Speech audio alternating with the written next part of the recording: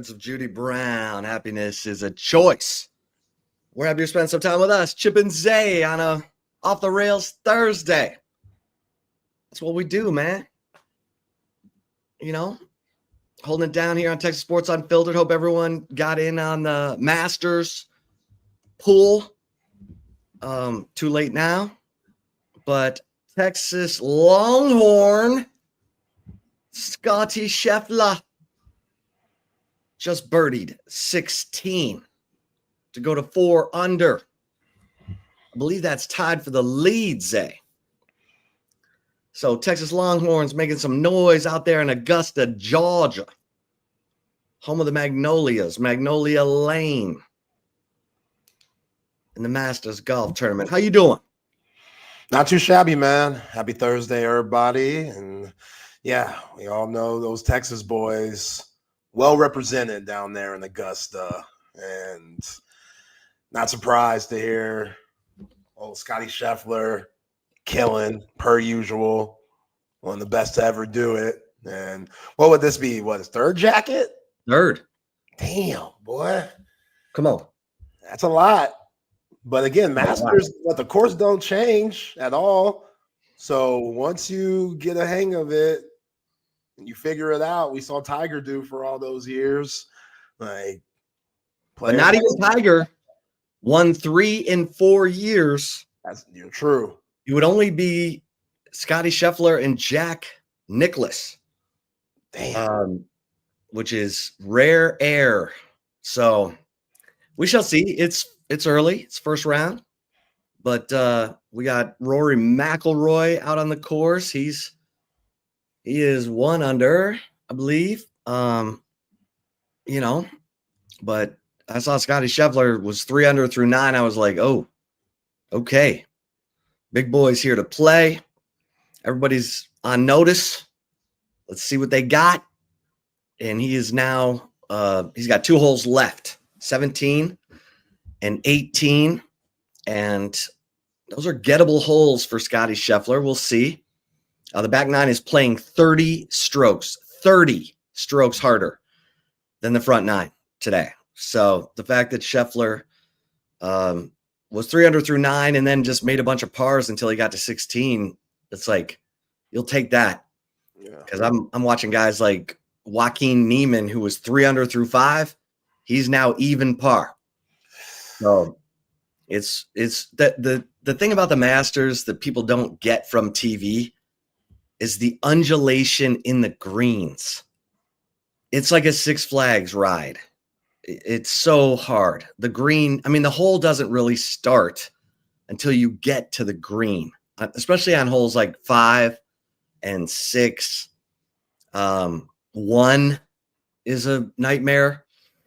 You just have to leave it in the right place, because if you're above the hole or, in the wrong spot, it's going to be a problem.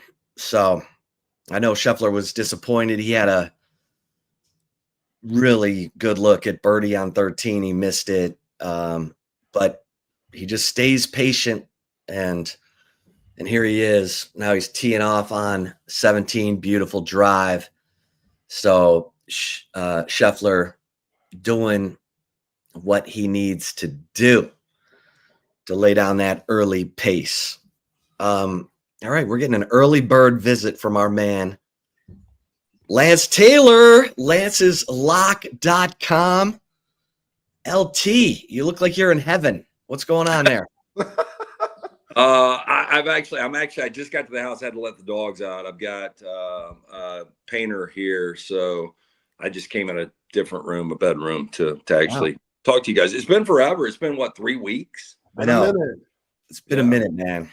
What's going on there in your bedroom? Is that a mirror on the ceiling? No, that's ceiling fan. Oh, ceiling fan. Sorry. Yeah. No. I was just checking. Yeah. Yeah. I think the mirror thing. I don't think I've ever had a mirror above the bed. That's okay. Is that a humble brag? A humble brag, yeah. It's very Wilt Chamberlain. That's for sure. I remember, and this is back in the 90s when I was in college, dating myself, but I remember in the fraternity house, we had 25 different, residents of the fraternity house. And I remember there were 2 or 3 rooms that had the mirrors on the top, but of course they were the ones that never had anybody visit. But different story. But yeah, I never went that route. Yeah, yeah. Well, how you been, man? I've been good, man. I was on vacay, you were on vacay, and tournament came and went. Our state had a nice little run. Alabama obviously ran into the buzzsaw, which was Duke, and Auburn made it to the Final Four, but neither one of them was able to get the deal done and go to, a spot they've never been, which is playing for the national championship. But it was a fun basketball season, and now we're in kind of that weird. I mean, I know Masters start today. Obviously, I know you guys were talking about that, and I had a lunch with a client and just got to watch a good bit of it, but or keep up with a good bit of it. But we're kind of in that lull. Like, I guess everything is 365 days a year now with NIL and transfer portal and stuff. But on the other side of college basketball, for me, used to really be the NBA. And I do think these NBA playoffs are going to be really good this year. I'm not as engaged as I used to be. In baseball, I'm not as engaged as I used to be. So really, it's a countdown now. I think we've got 135 days until college football kicks, which is only 4 months. Not bad. Yeah. Let's go. So I have to say this, and then Zay is so sick of me talking about this. But I was ranked, my bracket was 1,435 of 24.4 million. I had the Final Four, I had the championship game, but I had Houston winning the damn thing. And so it all went to hell there in the final 2 minutes. That is impressive. Now, the one thing I would say, I think there were only 12 lower seeds that actually, the higher seeds that actually beat lower. So it was a lot of chalk. That's still, I've only got the Final Four right one time in 2003. I did say immediately after the bracket was released on that Monday that this could be the year, the first time since 2007, we've had all 1 seeds. I kind of felt good about that. And then I wanted to be a little out there. And I don't know why I did this, because it cost me our bracket challenge, which I will tell you what I have lost in a second. But I decided to play Clemson. And Clemson, not only did they not go to the Final Four, they didn't even make it out of the first round. So that ultimately is kind of the death knell. I still, believe it or not, would have come in second, and Dunaway would have lost our bracket challenge if Duke would have won the national championship. And obviously they had the meltdown against Houston. I will stick with it. I think Duke was probably the best team, but Florida won it. So who knows? But with that said, with me losing, it is the 3rd time I have lost the 4th time now. 4th time in 15 years I've lost a bracket challenge. And I have to get, and you guys will see me, if you're going to be in Atlanta for SEC Media Days in July, but the day before I've got to get a spray tan. Oh, that'll be good. That'll be good. Because you're already pretty tan as it is. So. I know. Hey, and Zay, I'm going to be laying out at my pool. I'm going to get like dark. But then they want to say that it's going to be more orange. It's going to look more like the old lady and something about Mary. Yeah. So we'll see what happens there. The part of the deal is I can't explain to, any of our SEC brethren what is going on. I've just got to show up and own it and act like, man, I think this spray tan looks really good. So not the worst. We've had some really interesting bracket challenges. I lost one year. I had to go to I got a ticket. I don't know if you guys remember this or not. I don't know if we were doing the interviews this time of year. But I got to take one traveling companion, and I went to the airport, and I opened an envelope, and it told me where we were going. And so I went out west, and the only way I could get back, I had to use 3 forms of transportation. I had to use a bus, a train, and a car. And so that was really interesting. It ended up being a lot of fun. But and then one year, Jim Dunaway lost, and this was crazy. He had to do stand-up at the local comedy club. And he had 2 professionals open up. We sold the joint out. And the deal was he was supposed to do 5 minutes, which is a long time. Like, I don't know if you guys have ever seen Tony Kills. I had never seen Tony Kills. I actually watched it for the first time last night. It's on Netflix. And they do these 1-minute bits. You crash or burn in 1 minute. So he was supposed to go up there for 5 minutes. And we were talking to a guy named Bruce Harris, who's a comedy club legend. And, he knows all the comedians and stuff and has booked everybody you can imagine. But he was kind of telling us the ins and outs. He's like, if you see the flashlight backstage, you got to go. And there was no way he was going to be able to do 5 minutes of content. He gets up there. He ends up doing 31 minutes. They were flashing nonstop, and he didn't see it. He was blacked out. He didn't know what was going on. It wasn't awful stuff. I mean, it was bad, open mic kind of night stuff. But that was the one that if I was ever going to lose a bracket, I did not want to lose that one. Because, you can have good material. You deliver it wrong. The crowd's wrong. I mean, there's so be off. And to me, that is like the most difficult entertainment to do in all of entertainment is good quality stand-up. Yeah. So the bracket challenge is between you, Brown, and Dunaway. Yeah, my two co-hosts, Jim Dunaway and Ryan Brown. And Brown was a guy that lost every year. Like, he's lost like 4 back-to-back-to-back. And I knew – so my strategy, and they'll never watch this, was just really always playing chalk and letting them make the mistake that I made this year. And that's exactly what I should have done, and I would have been fine. So I'll go back to the basics next year. I'll be fine again. I'll make the bracket challenge more out there. We had a bunch of different things that were thrown out there, and it's kind of fun. I don't know if you guys have ever done this, and we let listeners, viewers kind of submit different things that they think would be neat. Now, sometimes it goes a little over the top, but it's always fun. Like, I was willing, and then I got voted down because I think they were afraid I was going to die. But there's a world record for drinks in a bar in 24 hours, and I think it's 168 different bars. And I had a buddy that is in the liquor business in Nashville, and he set it up for me. And we were going to get the Guinness Book of World Records because I was convinced I could do this just 2 years ago. But the Guinness Book of World Records to send an educator out is $30,000. And I'm like, what? Yeah, I was like, that's crazy. I'm about to break the record for the most bars in 24 hours. Send the dude. So we couldn't get that done. And then my, other owners of the company were like, I think it's a bad idea. But I thought it would have been good.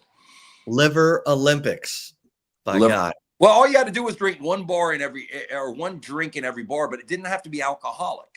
Oh. So my setup was going to be like 3 waters. I was going to try to have it like every 15 minutes, different bar. I was going to try to do like 3 waters and then a drink, 3 waters and then a drink. And so I ended up with I would have had like 35, 40 drinks, which I know that sounds crazy, is nothing in 24 hours. So I could have done this. I really could have. I probably would have been miserable. And I'm still willing to do it. I love it. I'd love to see that. Hey, before we get going, some football talk, Lance, I just want to ask you about the ending for Auburn, because it seemed like they had Florida for a little bit. And then Florida, just like they did the whole tournament, they make those comebacks. And, man, huge 180 for Todd Golden to go from where he was before the season to national championship coach. But Bruce Pearl, this seemed like this was the year for Bruce Pearl. And then they end the season on the bad note, and he goes from guys fighting on the airplane to getting them to the Final Four. So Bruce doesn't have many years left. Do you think that this was a missed opportunity and this might be the best team that he has for the rest of his career? Yeah, I think if you really ask Bruce, truth serum, behind the scenes, not only was it his best team, his best opportunity. I mean, a lot of people forget, Zay, how bad the Auburn basketball program was. I think universally people would be in agreement, 10, 15 years ago that is the worst program in the SEC. They had obviously never been to a Final Four. They had been to one regional final back in 1986 where they lost to St. John's back when they had Chuck Person when Sonny Smith was the head coach. They just hadn't had success at all. It's just been a really difficult job. The fan base has got behind it. I think them moving into Neville Arena, and that's been a decade plus now, that's really helped. But hiring Bruce Pearl just changed the landscape of everything. And really what it did, it also pushed Alabama to go out and get what they viewed was their Bruce Pearl, which was Nate Oates.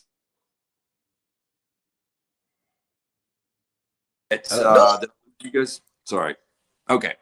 Nate was a guy that was up and coming, obviously, with Buffalo. And so I think it really did force excellence back in Alabama basketball. But, Bruce goes to the first ever Final Four in 18-19. They lose a controversial ending to Virginia, who ultimately wins the national championship. But they get the rematch with Florida. I think they were a little overwhelmed with Florida when they lost by 9 in Neville earlier this year, when everybody believed, it was like the passing of the torch. Auburn goes from best team to Florida as an 8.5-point underdog, winning that game by 9. Then people were like, damn, this is the best team. I thought the second go around, I did like Auburn plus the 2.5. I thought they would advance, play for the national championship. I ultimately thought Duke would beat them. But, they get in that game and they're up 8, and they're up 8 at the break. And they were 25-0 this year when they led by 6+ at the break. So at that point, you felt good about it. Janai Broome was really dominating. I think he had 14 or 15 at that point in the first half. They decided to go one-on-one with him. I give Golden a lot of credit. They made the adjustments. They started to double down on Broome, which led to only 3 second-half points. But the difference was Walter Clayton Jr., and how people still have him in the 20s in this draft. If he is a legitimate 6'3", which I've been told he is, this could be the next Steph Curry. I'm not saying he's going to be the greatest three-point shooter of all time, but he's got more of a build to take it to the rack than Steph. I don't know if he's got Steph's handle, but the three-point percentage wasn't crazy. I think Steph was a 41% guy coming out of Davidson. And Clayton Jr., with a more difficult 3 now and a more difficult conference, is 39%.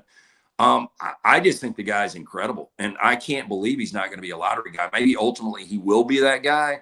But his 34 and some of the shots that he made down the stretch, much like he did against Texas Tech, was the difference. And ultimately, even being a non-factor in the first half on Monday night, in the win,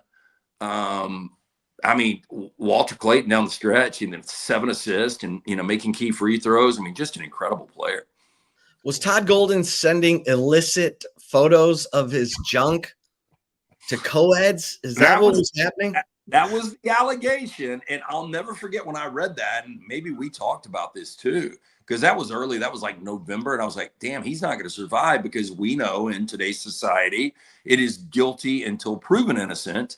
And with something as salacious as that, when you involve the student newspaper, I think it's called the Alligator, and you involve students getting these illicit texts and photos, I didn't think there was a chance he would survive. I give Scott Strickland, the athletic director, a lot of credit. Unlike what your boy did there in Austin with Chris Beard, let it play out a little bit. Let's gather the facts. We think we've got a really good coach. And let's not forget, at this point, Golden was only going into year 3. He had never won an NCAA tournament game.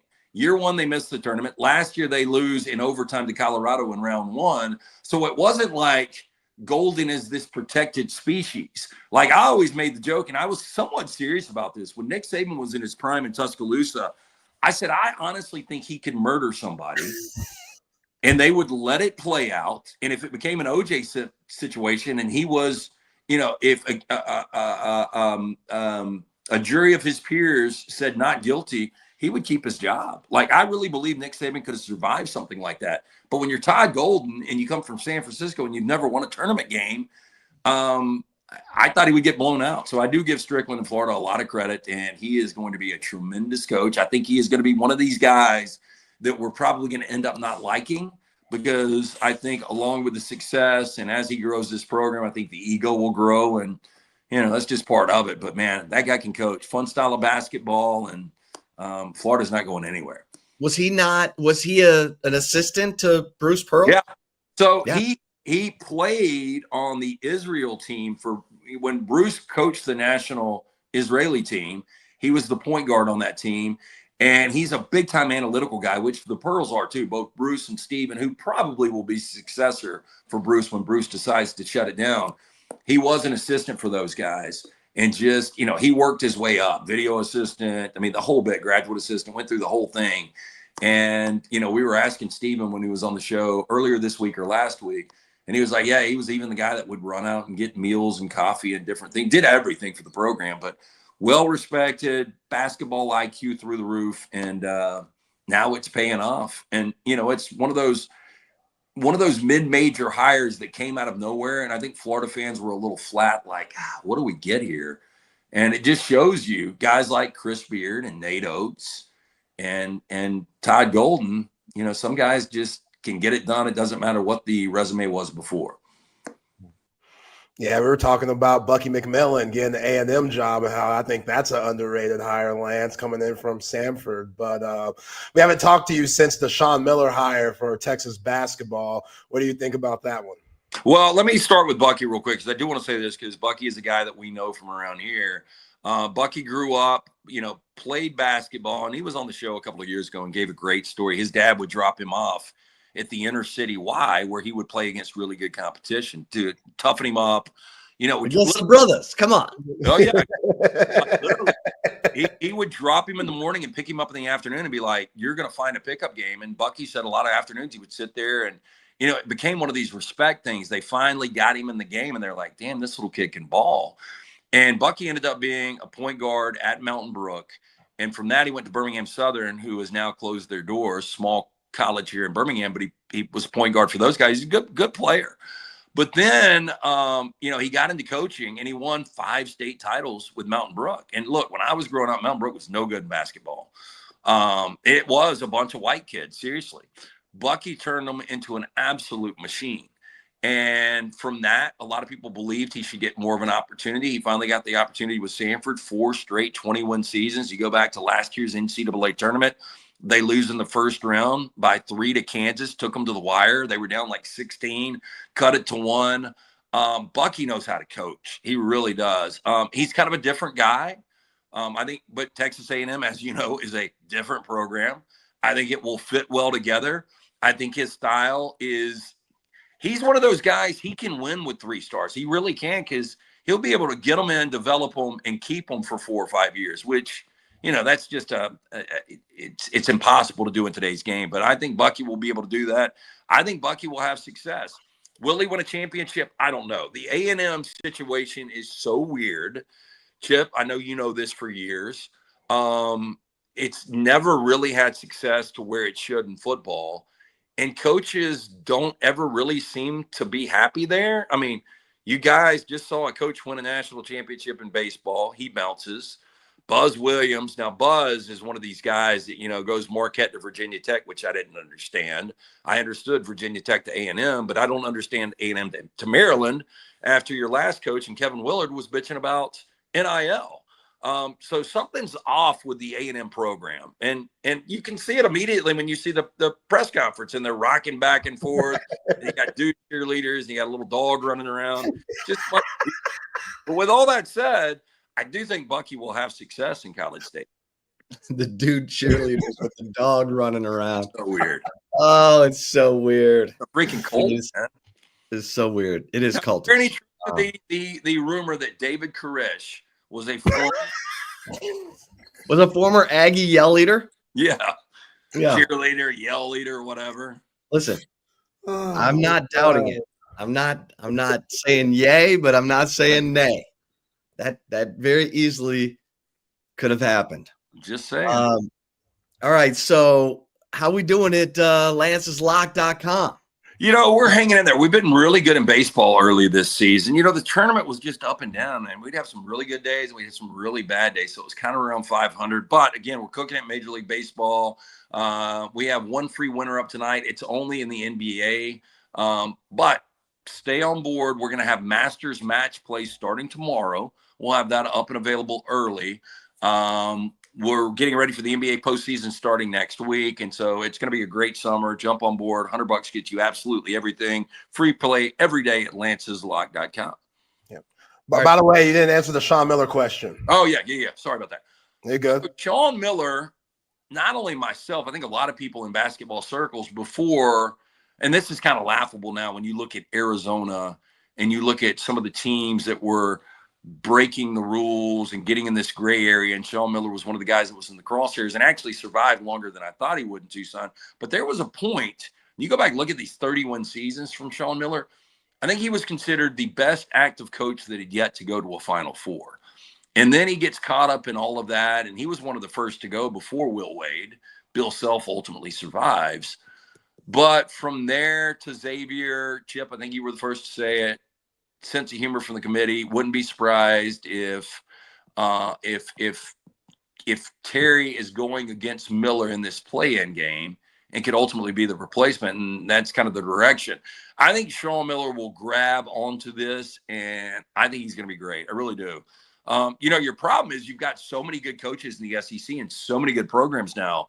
So, you had 14 teams in the tournament. So I guess as long as you get there, you can really make noise. It's a little bit different than football.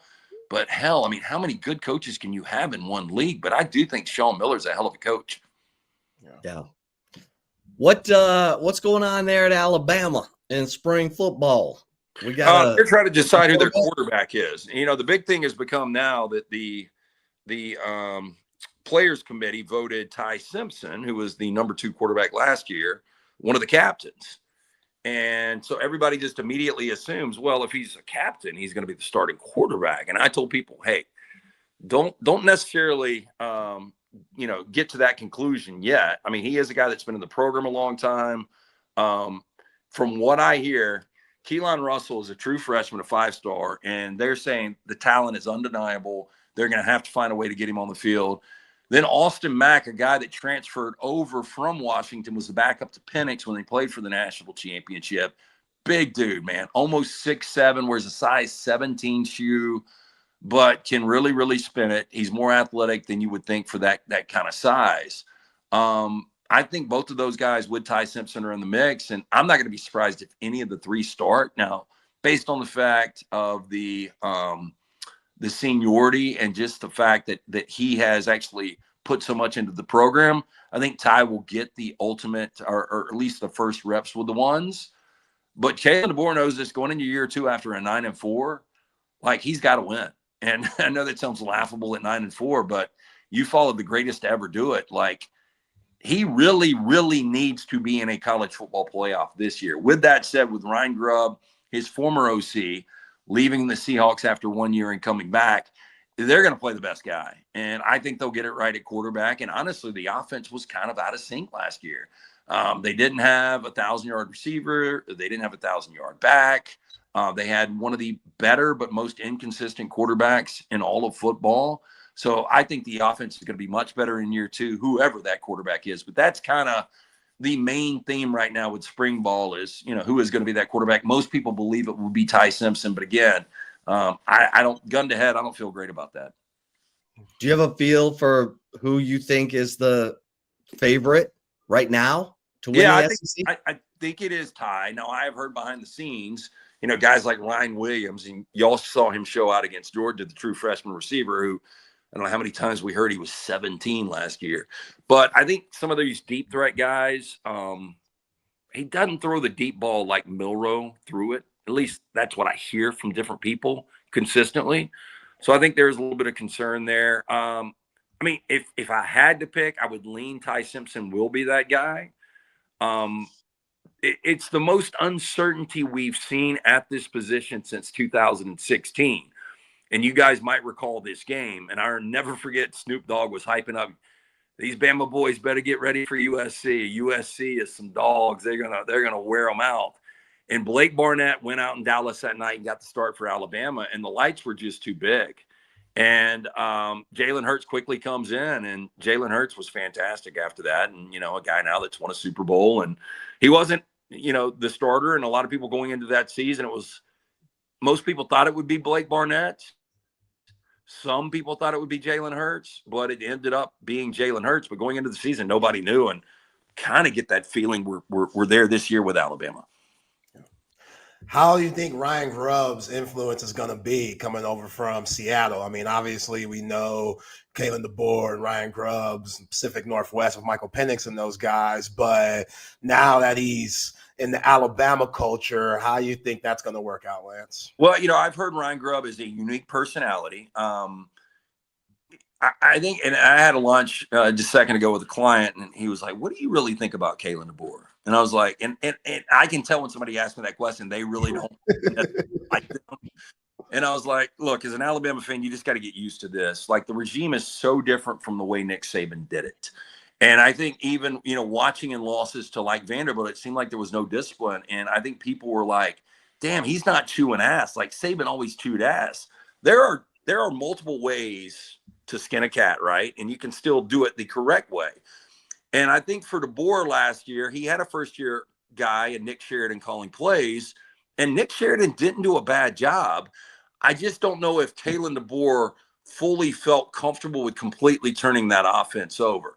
I think the DeBoer-Grubb relationship is more like the old couple that can finish each other's sentences.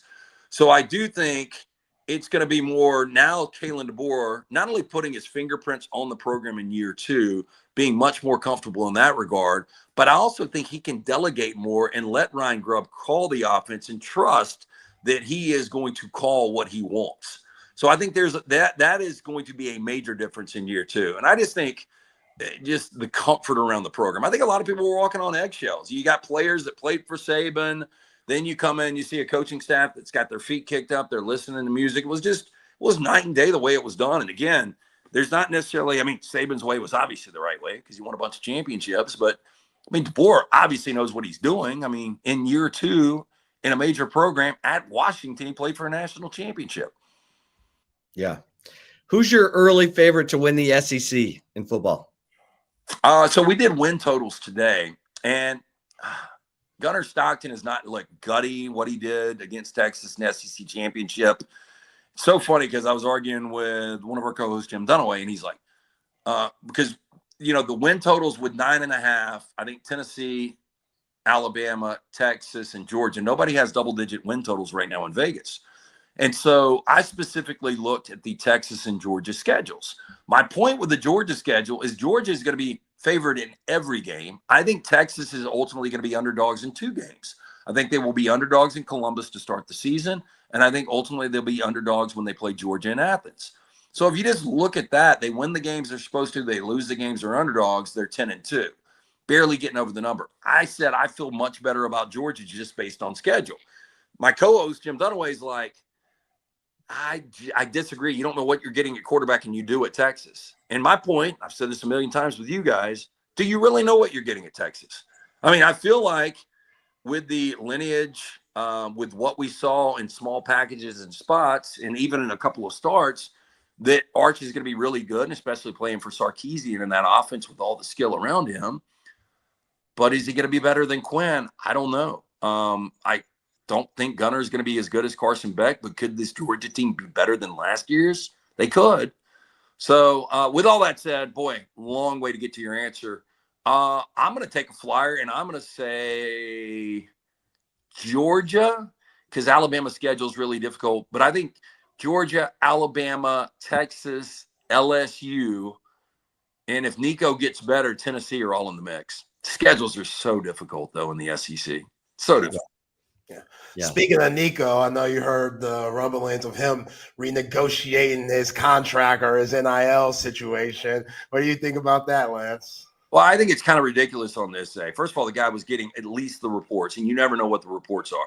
Now, I did hear, and you guys might have talked about this, that JT Toppin's going to get $4 million to come back, which is insane. But with all that said, you really don't know what the numbers are. But Nico, I think the initial was like $6 or $8 million.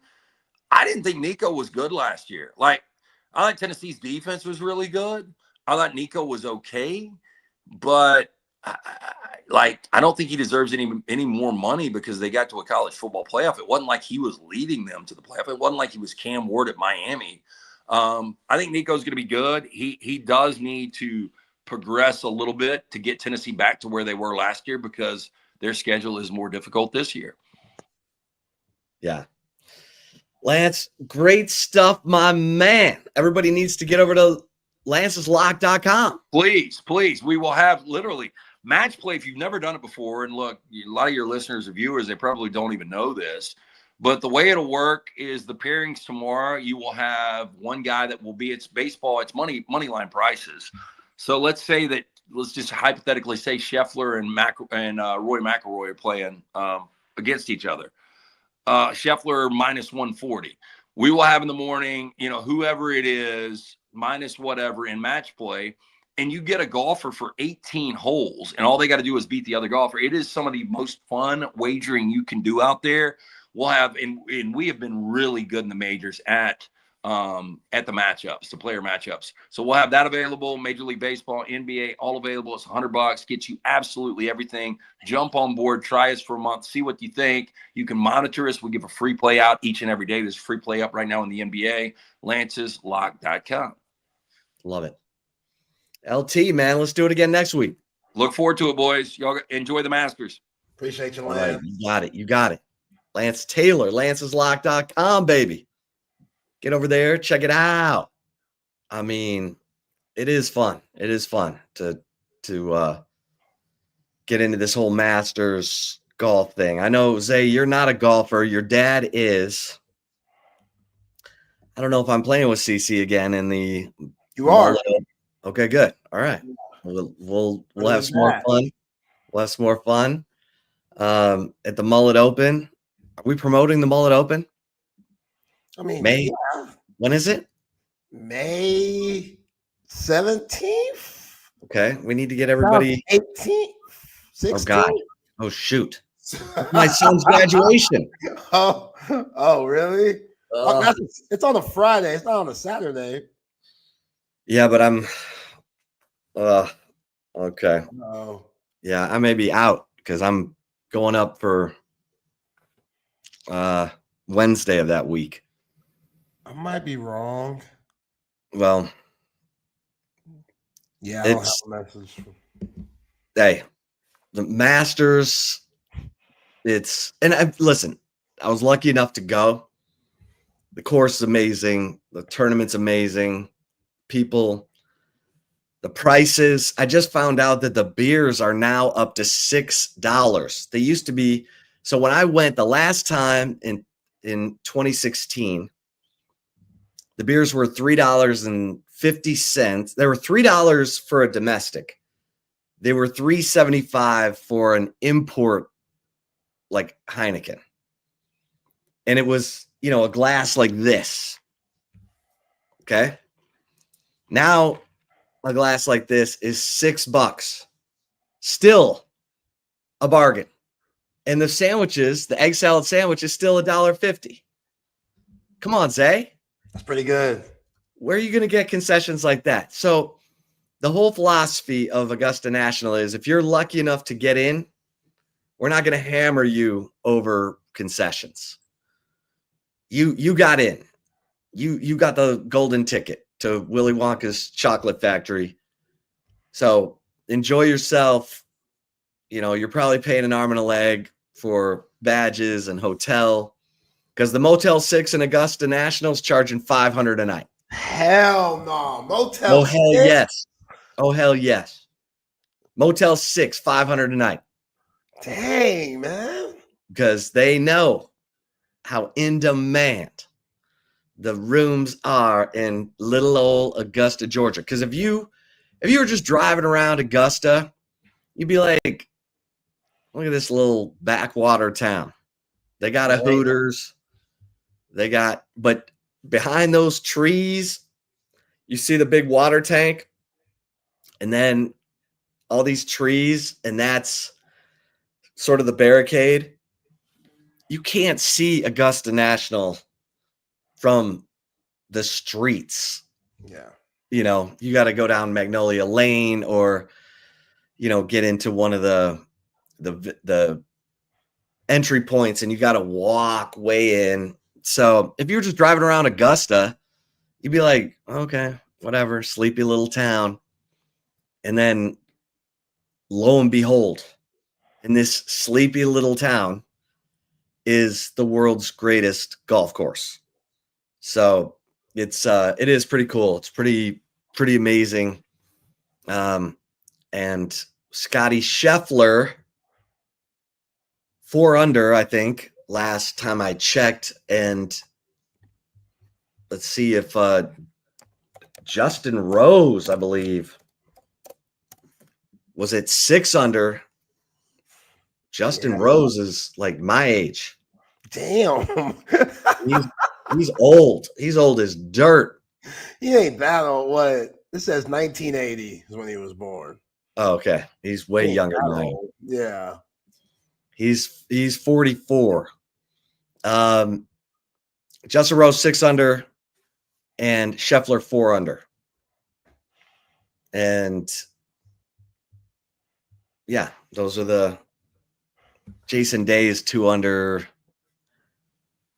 Rory McIlroy's 2 under. So you just want to be somewhat close. Like Jordan Spieth was doing good, and then he was like at 2 under, and now this is how hard this course is. That dude's won. Okay, he's now 1 over. So he double bogeyed. Oh God, he double bogeyed 10. He went right back. Oh boy. And he bogeyed. Kill, man. Yeah, he's not. Amen Corner has been his demise since 2016. But hey, he had that wrist surgery a year ago. That's not good for a golfer. Wrist surgery? Not good. Good grief. Not good. How'd that happen? Was it just Sean Adams used to say it was because Spieth got married that his golf went in the tank. I'm like, come on, man. Love usually helps. Yeah, we love around here. We love love. Love usually. I get what Sean was talking about. Like, it's undefeated. Sometimes it can become a distraction. I mean, it's not bothering old Scotty Scheffler. Married, got a kid. I know kids out there hitting balls and stuff. I don't know if he named that kid Amias, but just saying. I like the Amias name. You like that? Yeah, that kid's gonna be a gifted athlete. Okay. Yeah. All Sark's right. gonna be 70-something, but yeah, Sark's gonna be 70 when that kid's in college. Holy. Hey, Sark's aging well, man. Yeah, he's doing good. He's doing good. So all right, we got to get to it, man. Arch Manning spoke today. Come on, Zay. It's a big deal. This is the first time he's actually been able to speak in non-bowl situations. Right. We got him for a minute post game here, there. But this was the first time it was here, we are presenting Arch to the media. And someone asked him about his new Viore athletic wear line. And I think he told Kirk Bowles, we got to get you some Viore drip. Yo, what's crazy is there's pictures going around of Kirk Bowles at the press conference or the interview, and it's funny to know that Arch is talking about his drip, and then you see what Kurt's rocking, which again, Kurt looks fly to me. You know what I'm saying? I don't know what these young guys like Arch trying to calm my man Kurt Bowles, who's a legend, but I see Arch Manning showing that personality early. And again, you're always going to have the Quinn Ewers comparisons. That's just the name of the game from the quarterback that came before you. But, Well, Kirk asked him, hey, do you feel pressure to pick up where Quinn left off? He's like, nah, I'm just trying to execute. And that is the truth, man. I mean, look, the locked-in competitors, they don't think about stupid stuff like that. They're thinking about, how do I get Dalen McCutcheon on his favorite route? How do I get Michael Terry III to play as big as he is? How do I get, how do I get the safety to not know where I'm going? And I like that. I like that Arch is comfortable in his own skin already. Even though he's only got 2 starts, he knows where his head is supposed to be. And I hear he's coaching the hell out of these guys. These young guys, without Wingo, without DeAndre Moore, he's coaching the hell out of Jamie French and Khalid Lockett and Michael Terry, and his roommate is Parker Livingstone. So that matches. Keep that in mind. See, that's what I'm saying. This is Because now I'm thinking Jordan Shipley, Colt McCoy. Yeah, dog. You know. That's what I'm thinking. And I love Contravian Wisner, who also was interviewed today, called Parker Livingstone white chocolate. White That's chocolate. That says a lot. That says a lot. Now, Parker Livingstone, I love Troy High School. He country. You know, he got pics of him hunting and stuff, and he'll rock a mean cowboy hat and some boots. But to get the name White Chocolate, that means you got to have a little flavor up in there. So How about all these dudes from Lovejoy? Makes sense. Freaking Dalen McCutcheon, Parker Livingstone. Who's my man? Ridge Barker at tight end. Man, we need that dude to become a player. Ridge Barker. The walk-on? Yeah, I don't know. I don't know if we need him to become a player or not. You know, is he Kai Money? What is He's he Kai doing? Money. He's 6'4", 250. Come on, man. I mean, I love me a good walk-on story. Mookie Taft, that's my guy. Like, if you could earn that scholarship and then work your way up to the first team. Yeah, but people resented Kai Money.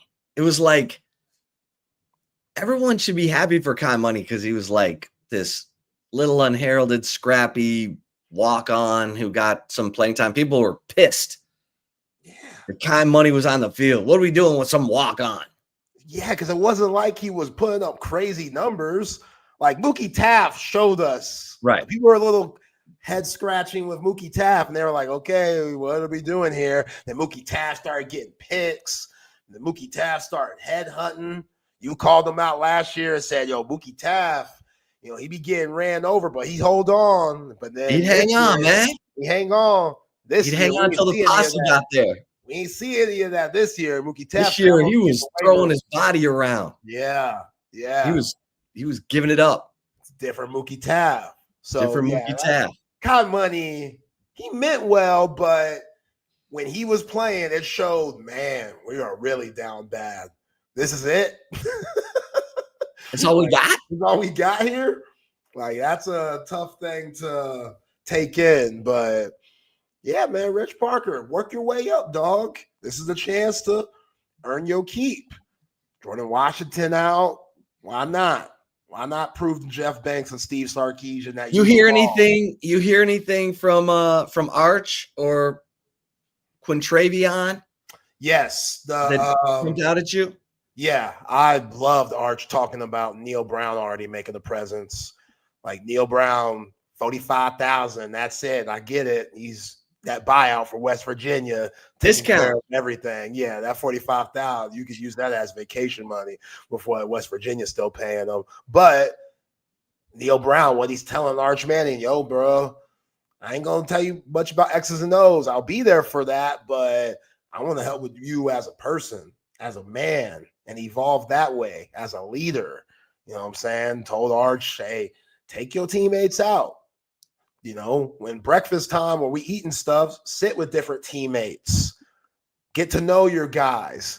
Let them know that you truly care about them. And then everything else will take care of itself. You know what I'm saying? Like Neil Brown, being a former head coach, he understands that. So I thought that was really cool for Arch to bring his name up and also to just understand that as a player. Like, quarterback, you got to do more than just be a vocal leader on the field. And it's a lot like coaching. Like, sometimes you're going to have to put your arm around guys and let them know, like, hey, man, we'll get them next time. Let's go watch more film. Let's, you know, do this and that. Let's go bowling or just hanging out. Let's go, you know, let's go bowling. Whatever the hell. Yeah, whatever the hell these guys do. When's the last time you went bowling, Zay? Oh, man, it's been a minute. I couldn't even tell you. I think we need to have a Texas Sports Unfiltered bowling tournament. We do. We do. We still need to have our Texas Sports Unfiltered, like, end of the season get together. Yeah. Man. BK said we going to get that right. It's been a long, busy season. So it'll come around. But, yeah, it's been a minute. How about you? You a good bowler? I used to be. Used to be. I mean, I'm from Michigan. That's all they do in the winter up there is bowl. Oh, really? Oh, yeah. Yeah. you're looking for indoor sports. Yeah. You know, you No. play hockey. Let's do that hockey or bowling. Yo, one of my favorite athletes of all time, Pete Weber, the legend, man. What you know about Pete Weber? Yo, greatest bowler of all time. Who do you think you are? I am. Oh, hell. Oh, Pete. My man Zay knows about Pete Weber. Yo, who do you think you are? I am. What does that even mean? It don't matter. It's fire. That's a legendary quote from the greatest, one of the greatest athletes of all time. MJ, Gretzky, Tiger, Pete Weber. The same. Pete damn Weber. Tiger Woods. Tom Pete Brady. Magic Johnson. Pete Weber. Pete Weber. Absolutely. He also said some crazy stuff too. He was like, hey, hate me or love me, you watched. You watch bowling because of me. Go. Let that sink in. Yeah. That's I got me a little black Pete Weber in me. You know what I'm saying? But again, Arch is different. You just tell the way he carries himself. He just has a certain swagger. Like him even clowning our boy Kurt Bowles. Like that's swagger right there. Like, I'll get you some of that drip, man. Like, I love hearing that type of stuff. And then to hear that he's giving it back to the defense, to have those just competitive battles, and like, he makes practice lively and exciting, because practice could be dull, practice could be dark. Sark expects a lot. Guys getting yelled at, you're tired. You couldn't stand practice when your dad was playing that scrub that you were like, why is he even playing? Why is he still on the team? Why is he on varsity? Yeah. This dude's dragging me down.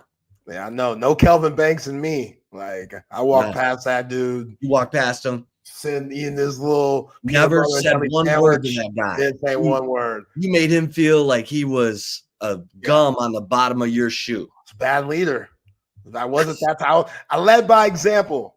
You know what I'm saying? Kawhi Leonard. That's how I went. But could have been better. Should have been better. I learned now when it was too late. I get it now. But but yeah, man, Arch Manning, again, still got a lot to see.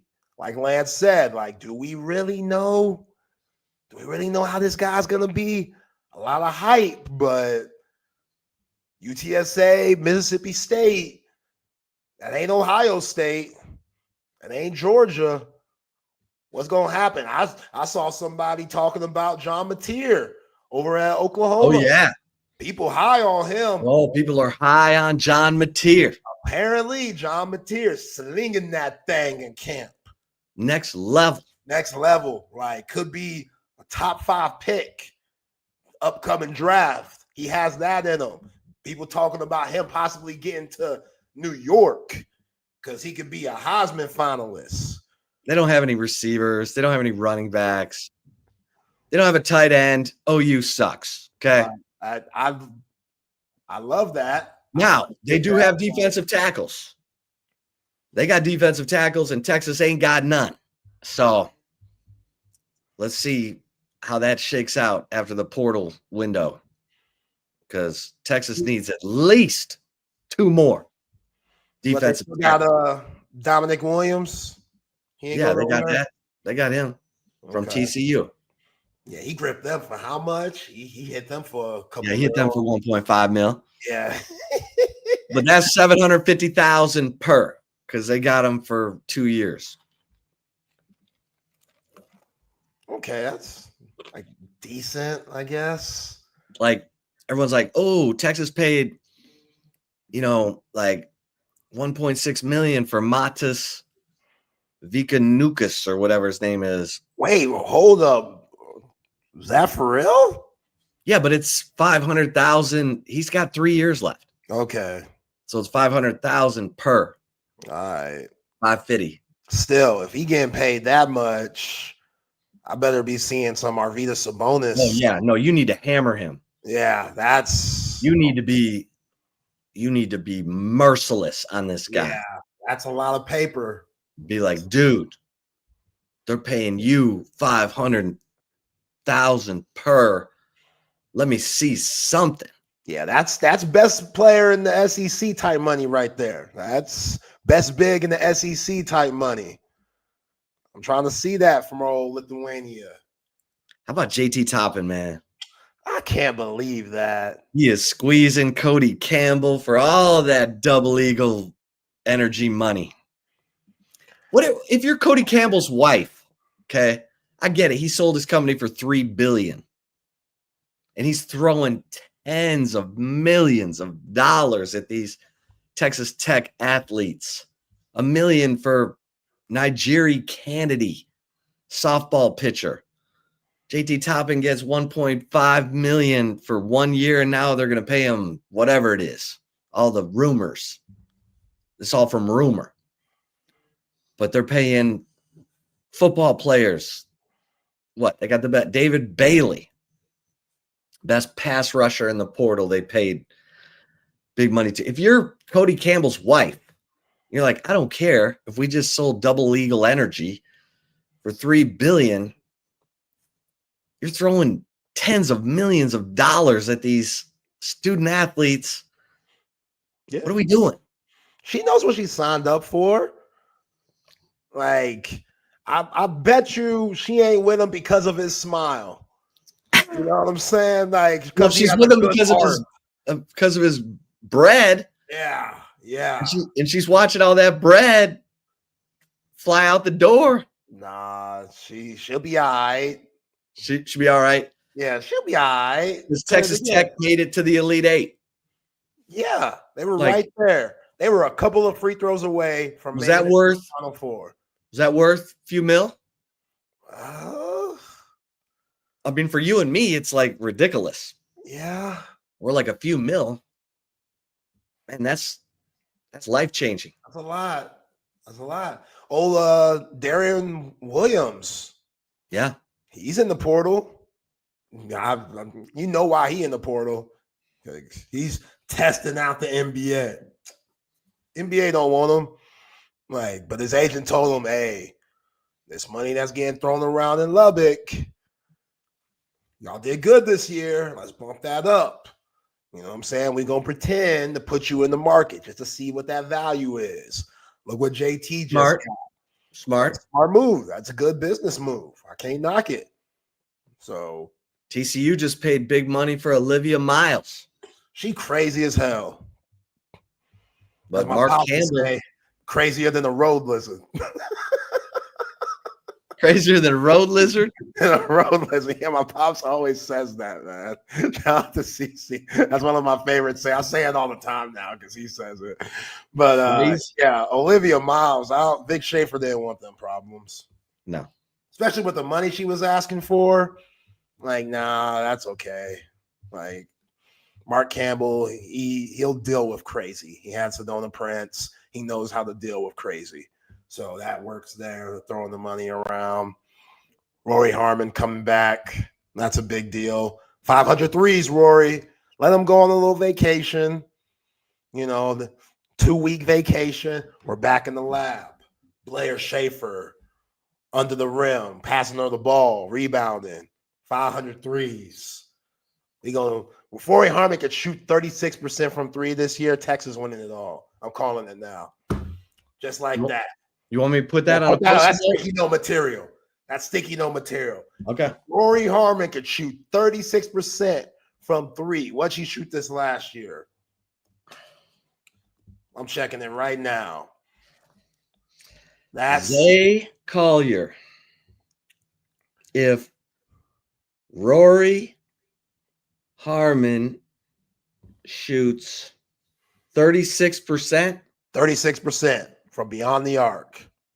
From three, Texas winning it all. Winning it all. That's big jump. Going from 28% to 36. That's a huge jump. But it's doable. It can happen. She got good mechanics. You know what I'm saying? It's just all about the work that you put in. So there we go. Appreciate that, man. You could go and rip up the Phoenix Suns one. No, That's like up on the wall. Man, they screwed me over. I still can't believe that. That's the biggest disappointment ever. Like Kevin Durant, one of my favorite players of all time, Longhorn legend, Hall of Famer.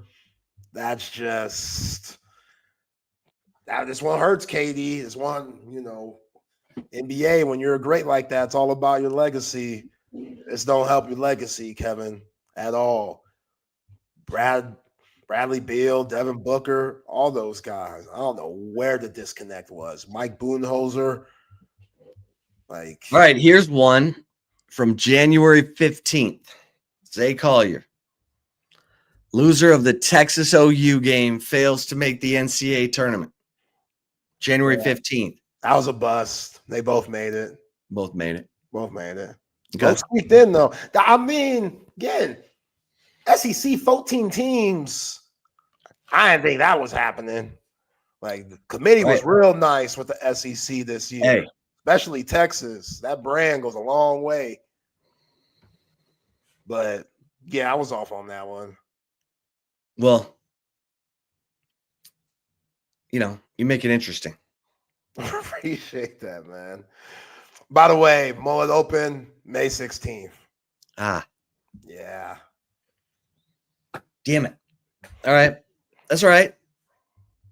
I mean, your kid only graduates from college once, right? That's true. That's a big deal, man. Shout out to Tiger. Graduating Colorado State. Very big deal. Good for him. Yeah.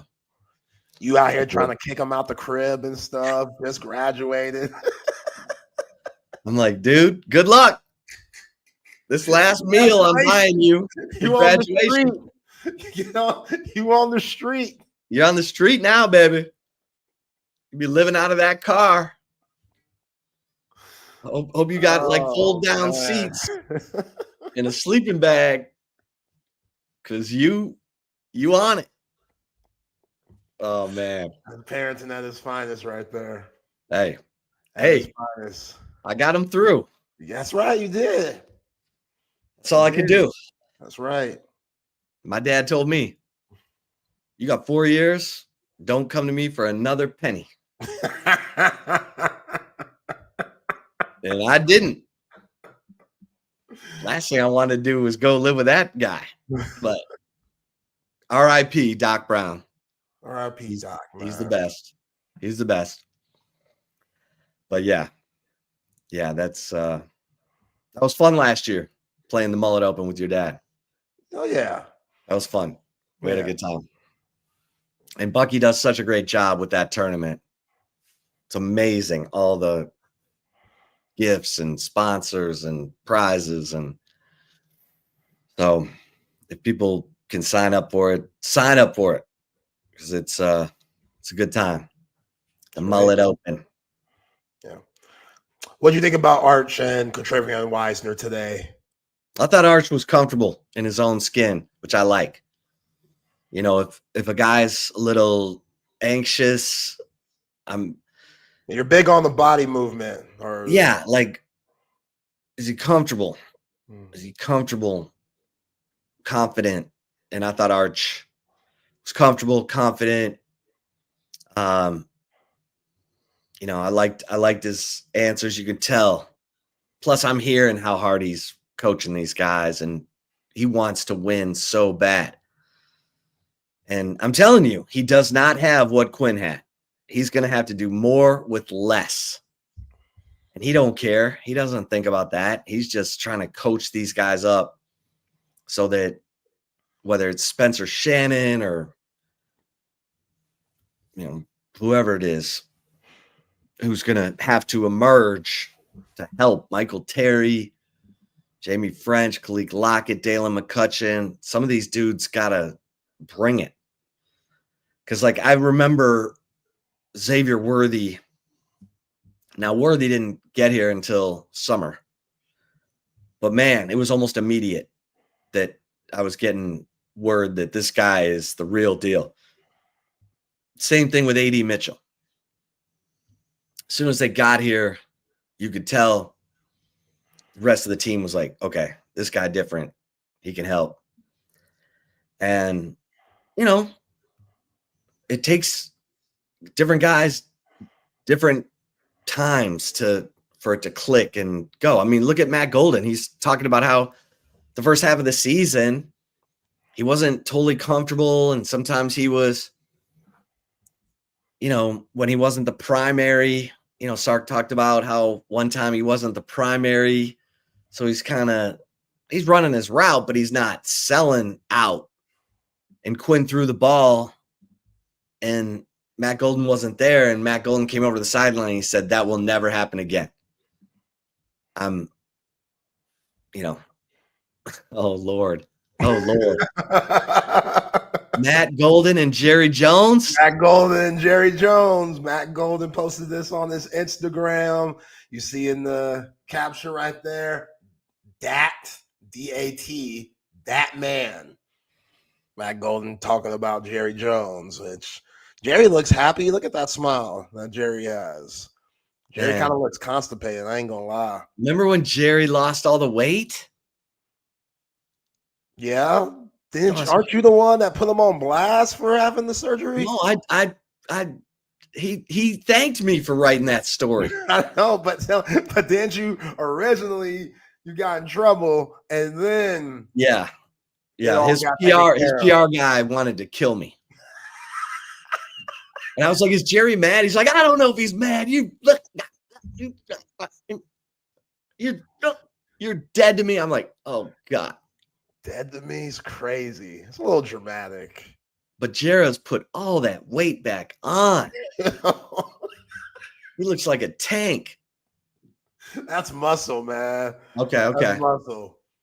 Come on. He's doing like some extra crunches to get those abs. Yeah. So this must be the local day that they do for all the in-state prospects. I guess so. Because the Cowboys have all the kids who go to school, either are from Texas or go to school in Texas. They have them in to be evaluated. It's kind of a smart deal. It plays on the kids, admiration of the Cowboys, Cowboy brand. And they drafted DeMarvion Overshawn. That's right. And my draft. He got that number back too. Oh yeah. He's rocking that number for the boys in blue. Yeah, first ever. That's dope. That's awesome. Like clearly that franchise, DeMarvion Overshawn, means a lot to those guys. I know him getting hurt again. He'll probably be back late into the season, but yeah, good for him for allowing him to do that. Yeah. Love Demo. Old Demo. He's so funny. God, that kid is funny. We gotta figure out a way to get him on the show because, man, is he funny. Yeah, I saw him at the Mavs game too, CB. He was sitting courtside. He had a cowboy hat on and a Lakers jersey, which, I mean, I don't think anything wrong with that. Being a Cowboys fan rocking the Lakers jersey, it happens. Like, it's all good. Like, I don't think there's anything wrong with that, especially where the Mavericks are. That was such a mess. Yo, the pregame video, the shirts. They deserve that 45 Luka gave them. Yeah. They deserve all that. Like, that was personal, obviously. Like, Luka wasn't playing with nobody last night. Early on, the shots that he was making too. Like, that was the real thing. Like, he just off the dribble, threes, like, you're right in my territory. Doesn't matter. I'm still gonna shoot this right in your eye. Like, bam, dot in your eye. Just, it was personal. it was a personal 45, and yeah, the Mavs, where the Lakers are, where the Mavs are, two completely different franchises. Like, the whole Kyrie Irving thing really killed the Mavs season after Luka being traded. Like, because at least with Kyrie, you're more competitive. Now your main guy's Anthony Davis, who had 13 last night. That ain't enough. Like, come on, AD. Like, this is a personal game for you too. Right. So you got to bring it. And you give me 13? Yeah. Was he in his feelings? Because that must be an interesting spot for AD. Because Lakers, they ain't treating AD like Mavs fans are. They're not. Lakers fans are happy that that trade was made. Like, right. They know they won the trade at the end of When the the day. Mavs went to LA, there was no, hey, welcome back, AD. Yeah. Thanks for the memories. Thanks for the 2020 World Championship. Nothing. Crickets. Yeah. So, I mean. Yeah, that's crazy. I mean, I don't care if Luka's smoking cigarettes, drinking Coca-Cola, coming up the court. You keep him. Yeah. You live with him. You figure it out. You know. You find someone. Though. Huh? He was crying though. I didn't expect him to tear up like that. You told me he built a $15 million house there. Yeah. And he still lives there. Yeah, he was trying to be there forever. Like, him and Dirk are close, which Dirk was wilding last night with Taylor Rooks. They kept showing Dirk in the stands, and he was sitting right next to Taylor Rooks, which, again, there's nothing going on. I'm not being messy, TMZ stuff right here. I think when they go to the NBC, I think Dirk is going to be NBA on NBC, and so is Taylor Rooks. So they're getting to know each other. No, don't be messy. It's just Dirk is married. That's all. Oh. Dirk's married. So hopefully he's not married to that grifter. No, I think he ended it with homegirl. Dirk does like his sisters, though. That one sister tried to take him for everything he had. Then he was like such a sucker. Yeah, that language barrier didn't help, I bet. But he was just giving it away. She must have been special. Oh, yeah. She must have had some special talents. Yeah. I'm telling you. Dirk was like, here, have more. And he corrected that. He corrected that, found him a loyal woman. Hopefully they're still together and doing fine, because I'm sure, just like I said about Josh Allen with the Michael B. Jordan and his wife situation, I'm sure Dirk's wife probably felt a certain way when him and Taylor Rooks were laughing and giggling up in the stands and stuff, because Taylor Rooks, that's a different woman. Just saying. She does great work. Respect. Oh, she does great work. She's incredible when it comes to this media game. But also, Taylor Rooks could be a model if she wanted to. So that's, any woman will get insecure seeing her man talk to some Taylor Rooks. But check out this video that a fan had of Mark Cuban yesterday. Mark Cuban, dude, just looked like he lost his best friend. I don't even know why he showed up last night, but this is Mark Cuban looking very disgruntled last night, Lakers-Mavs game in Dallas, Texas.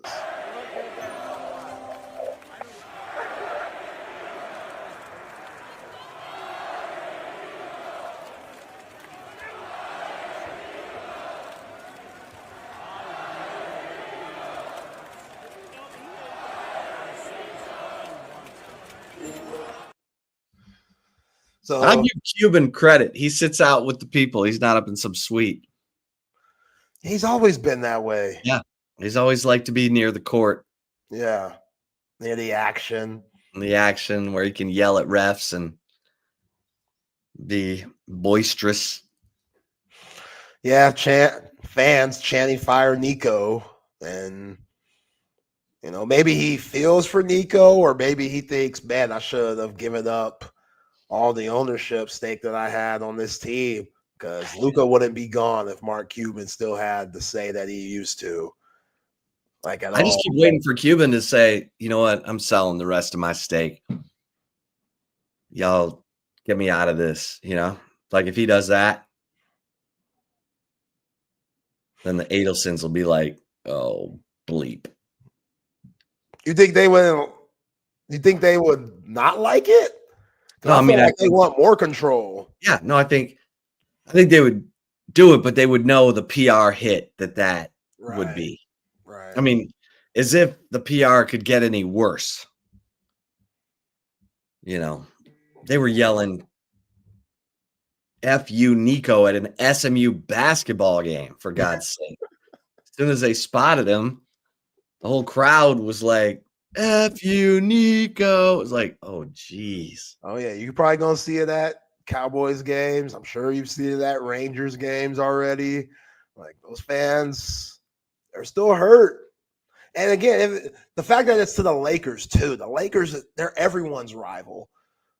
No one likes Lakers. The Lakers are like University of Texas. They're like Duke in basketball. Like either you're a fan or you despise them. So all the old school matchups where those Nash, Mike Finley, Dirk teams are playing against Shaq and Kobe, and then you obviously the Mavs don't like the Spurs either, but you trade them over there to the Lakers, who have all these rings and stuff, who we're trying to catch. They're the enemy. As the kids say, they're the ops. Like this is an issue. So Mavs fans, I get you still being hurt and upset. And you're right. It was like a slap in the face, them putting all the shirts out and having it in Slovenian. Like that was messy. But I would have taken the shirt. I wouldn't have thrown it on the court. Like I would have took the shirt. That's a good workout shirt or something. You go? Yeah. Like I need me a little workout shirt. I need a workout shirt. Exactly. I need a new rag. Yeah. Dust my bookshelves with.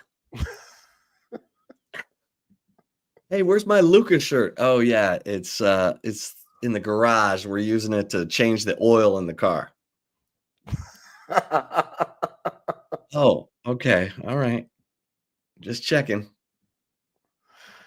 Yeah, that was rough. What about Contrarian Wisner? Yeah. How was he today? That dude is just such a grinder, man. I mean, he's so low ego. He's just so whatever it takes. And you love guys like that because they're going to give it up, man. They're going to give up everything they've got for the team. And we saw that last year. He's fighting through it, rushes for 1,064 yards, barely made it over the 1,000-yard mark, but he made it.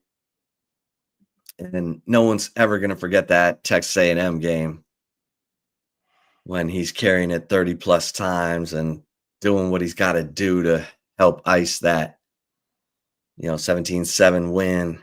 Should have been more, but a couple of really bad turnovers in the A&M red zone cost Texas dearly.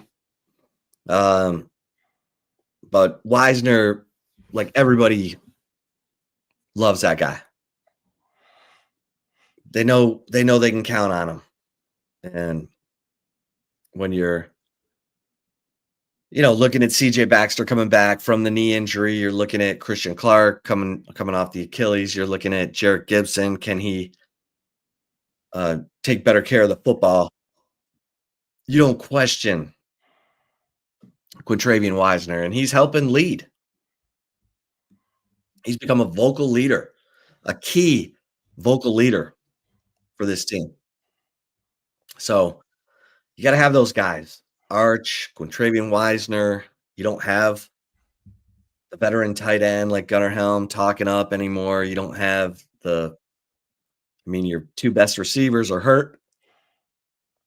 You don't have any leadership in that receiver room with those guys on the sideline. you got a bunch of inexperience. I mean, you got Parker Livingstone and Aaron Butler, White chocolate. White Chocolate, and Speed. But those two haven't done anything yet, so they're not leading. I mean, they're just fighting to establish themselves. Yeah.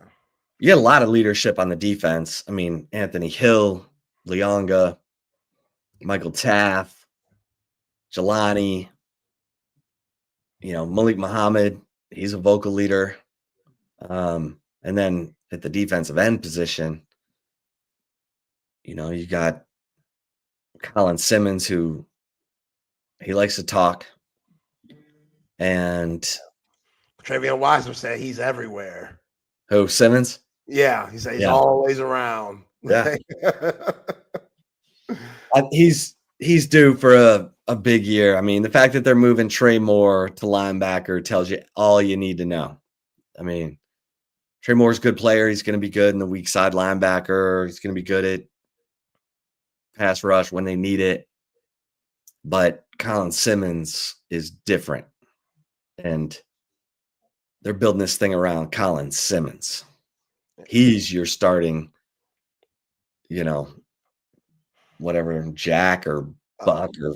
I remember after the Michigan game, Chip, like, I don't know who I was running post game with, probably Double R, but I remember coming on the show right after Texas demolished Michigan and Ann Arbor and was like, Colin Simmons could be the number one pick whenever he's draft eligible.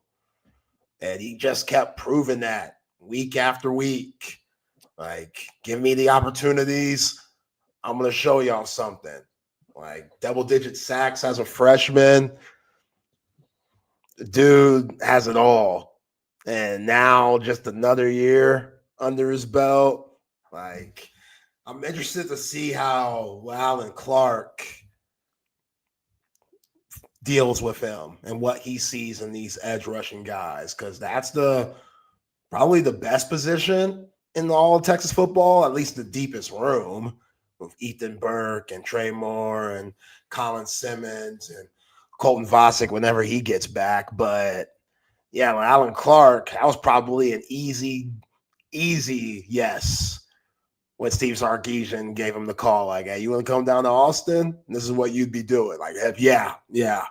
Like, like, when do I start? Because all that talent in the room, that's a coach's dream. So to match that talent with effort and heart and passion, that's when you get a special player. And I think Colin Simmons has all those attributes and intangibles to be as hyped up as he is right now. I still think that he could take it to another level these next 2 years. Yeah. Oh, for sure. I say 2 years because this ain't a 4-year guy. Right. Like, NIL ain't that good. No, that's not for somebody like him. Like, could be the future number one pick. Yeah. Ask somebody. It's a big year. It's a big year for Colin Simmons. Because they're going to feature him. He's not going to be waiting to come in. When Trey Moore is whatever, he's going to be the guy. Trey Moore will work in around him. And if he shows up and shows out, then all the hype will be around him going into his contract year. Just like, Anthony Hill's going into his contract year right now. And that dude's a monster. And that's the biggest reason they've got to find the defensive tackles to protect him. Because you've seen what Anthony Hill can do when you can keep the offensive linemen off of him. Yeah. He just disrupts everything. And they're boys. Anthony Hill and Colin Simmons are boys. Like, they hang out a lot. And, a couple of Dallas guys. And they feed off each other's energy. And that'll show on the field this year. Yeah. Those guys are elite. They're among the best in the nation at their positions. I mean, show me a better linebacker than Anthony Hill. Uh, Show me. Yeah, I don't know who that is. Because that dude put up crazy numbers last year, and he's just getting started. Yeah. It took him 6 games to put Lianga in there and give. So who's the top linebacker in this year's draft? In this month's draft? This month's draft, yes. That's coming up. I mean, according to the Buckus people, Jalen Walker. Jalen Walker. But, you know. Yeah. Jalen Walker's coming up. The Dumas Johnson kid from Kentucky. But Anthony Hill had better numbers than those guys. Yeah. Like, in my mind, Anthony Hill was the best linebacker in the country last year. And yeah, Jahad Campbell out of Alabama. Yeah. Yeah. Like, to me, South Carolina. Everyone was talking about Harold Perkins. Well, Harold Perkins didn't have the year that everyone thought. I'd take Anthony Hill over Harold Perkins. Yeah, absolutely. Which is weird that Harold Perkins didn't have that type of year. I wonder where the disconnect was. I mean, well, their defensive tackles were not great. And that's why it hurts me to hear that Sadir Mitchell's doing so good at LSU, because Texas really needed him to stay. And they tried to keep him. That's one that definitely got away. And, you know, Sadir really doing that good? That's what I hear. That's what I hear. I mean, the thing, he really got away because Bo Davis ain't even that no more. Right. So wasn't that the biggest reason? Like, him being familiar with Bo Davis? Right. Then Bo Davis says, hey, man, welcome to Baton Rouge. See ya. Audi 3000, I'm gone. I'll be up the road, though, but I ain't going to be coaching you. So, to know Sadir Mitchell's thriving in the boot, man, that hurts a little bit. That hurts. Yeah. Now finding out Travis Shaw got knee problems. I didn't even know that was a thing. Like, knee problems? I don't know if Texas knew it was a thing. It's like, come on, Mac Brown. You need to be telling Mac. You need to be telling Steve Sarkisian what he's getting. Were you the coach at North Carolina last year? I think so. Were you paying any kind of attention to what was going on with your football players? Did you know that your defensive tackle had a knee issue that's been lingering his whole college career? That's the thing. How locked in was Mac? Because, you know, right. I felt like he knew this was it. You know, and I never want to put that on Mac Brown. If he's the head coach, any type of coach of any team, he's going to be locked in, whether he's 70-something or not. But also, there's a reason why they had to let him go. So, I don't know. I'm still high on Travis Shaw, but I do not like hearing the dude has knee problems, especially being that big. Like, right. The bigger you are, the harder it is to heal, you know. But Matthew Golden, he had turf toe issues last year coming in as a transfer guy. And then now we just saw the picture of him and Jerry Jones. That dude probably going to be a top 15 pick. So might not mean anything. Just, yeah, Travis Shaw with all the upside that he has. If him being durable is going to be an issue for the 2025 season, that could be a huge blow for the Horns. Huge. So, yeah. Speaking of North Carolina, our boy Bill Belichick was mic'd up spring practice a different Bill, Bill Jordan Hudson version of Bill Belichick.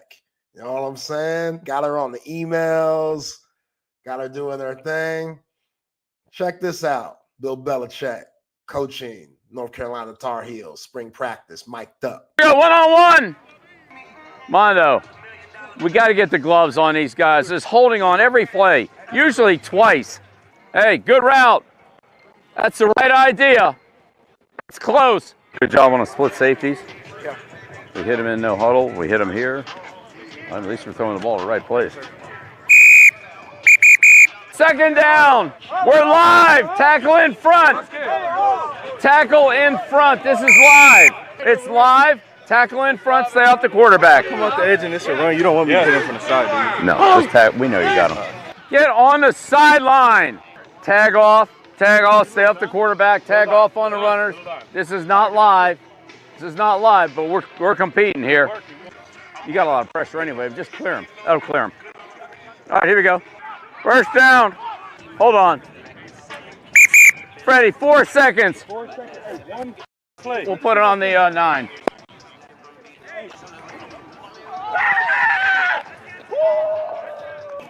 Good call, Bobby. You're getting those. You're getting a lot of those. Like, damn near every call you make's a good call. I'm telling you. Going to Ruffin Academy soon. Yeah.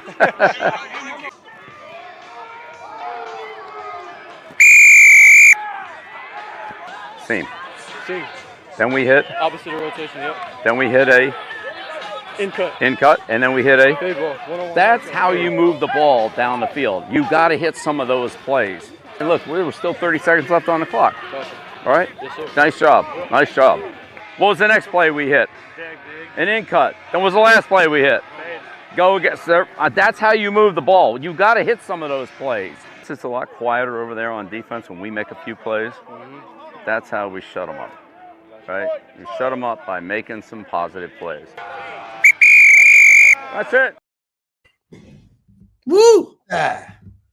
Look at that. You Come see on, him man. laughing, making jokes with the volunteer refs out there. Happy, talking to the guys like they're men. Where's the little sexy? She working. She making TikToks and stuff. She's going through the emails. Yeah, she's going through the emails. She's doing her job. sorting it all out. Exactly. Making sure Bill is at the right place of mind to go do his job and to do his passion and what he loves. Hey, that's a different Bill Belichick.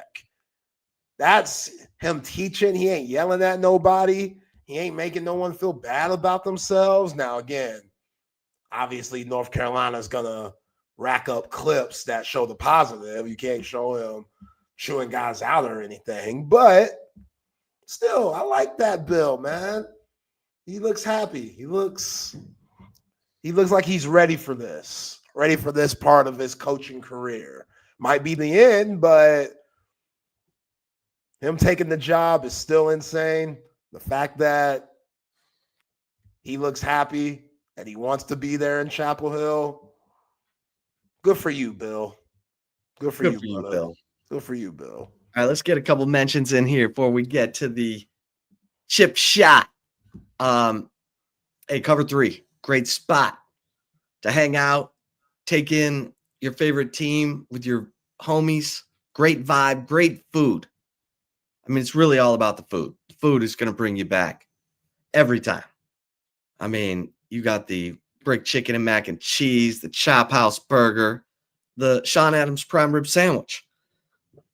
Listen, that Sean Adams prime rib sandwich is amazing. Got the horseradish. You got the au jus, Parmesan fries. Man, I'm getting hungry right now just thinking about it. Cover 3 Anderson, cover 3 Round Rock, and cover 2 at 183 in Lake Creek. Hey, for my guys who are snoring, let's get to the Sleep Cycle Center. You go to sleepcyclecenter.com. You tell them Texas Sports Unfiltered sent you. They're going to take $100 off your sleep study. That is do not pass go. Go straight to sleepcyclecenter.com and set up your appointment right now. What are you waiting on? You say Texas Sports Unfiltered, and they're going to take $100 off your sleep study. They've got the best technology. They're going to determine what's going on with your snoring. And if you're not getting enough oxygen, they're going to have remedies to help you get that great night's sleep and turn off the chainsaw for the person sleeping next to you.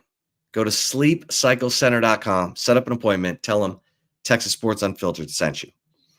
And hey, audiovisual consultations when you're ready for the big screen of your dreams. This is the only place to go, especially in Austin, Texas. You got Tom McKay, who's been doing it for 30 years. He's the best in the business. He's going to bring you the best price on big screens, surround sound, surveillance, electronic shades, new lighting, you name it.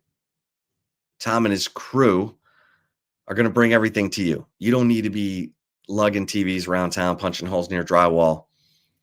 Just go to avconsultations.com or call 255-8678.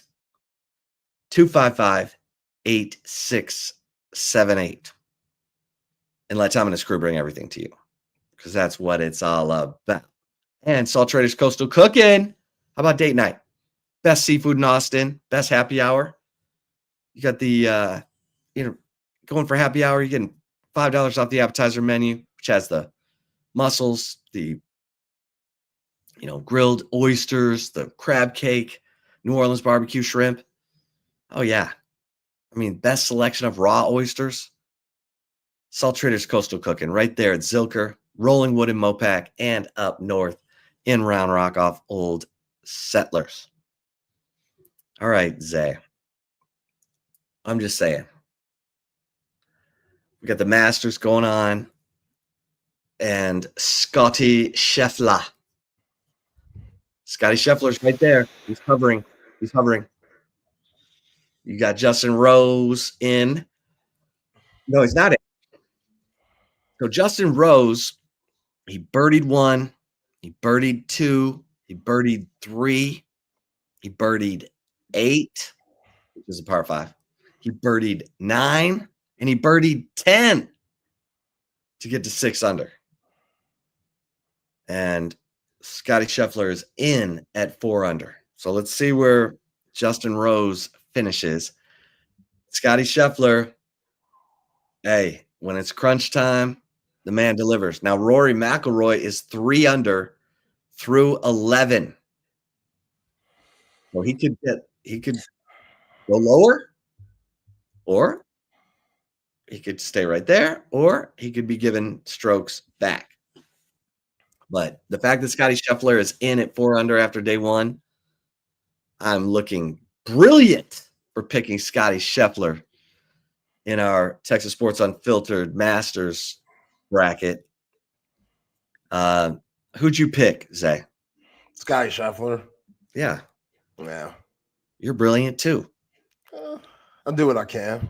You picking the Texas Longhorns. Yeah, absolutely. 20 times Texans have won the Masters. Damn. Of 88.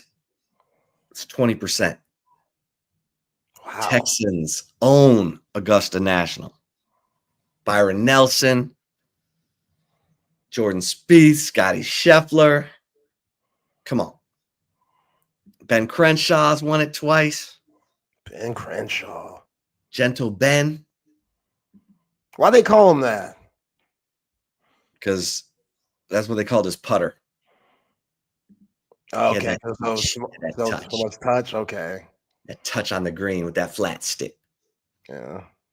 You just roll those putts right in the cup. And Ben Crenshaw. Damn. So, funny story. I'm covering the Masters for the Dallas Morning News. This is 1999. And I'm doing a story on the par 3 tournament, which they play on Wednesdays.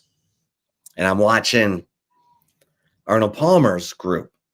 And Fuzzy Zeller was in his group, and Fuzzy My Zeller. man. Oh yeah, Oh, Fuzzy Zeller, the what a legend. peach! What a peach! And he makes a hole in one. And I see Arnold Palmer go into his pocket and hand him some cash. So I'm talking to Arnold Palmer after the par 3. It's like a miracle. I've got him. And who comes bouncing up? Julie Crenshaw. And Arnold Palmer was like, Bouncing up. Julie! Bouncing up's crazy. And he walked off with her. He mid-sentence, I lost Arnold Palmer just like that. Had him telling me a good story. He told me, he's like, yeah, we do $1,000 hole-in-ones. I'm like, damn, I heard about $100 hole-in-ones. Y'all are doing $1,000 hole-in-ones. But Fuzzy's no dummy. Arnold Palmer was one of the highest paid endorsement figures in sports. So, of course, you're going to do $1,000 hole-in-ones with Arnold Palmer.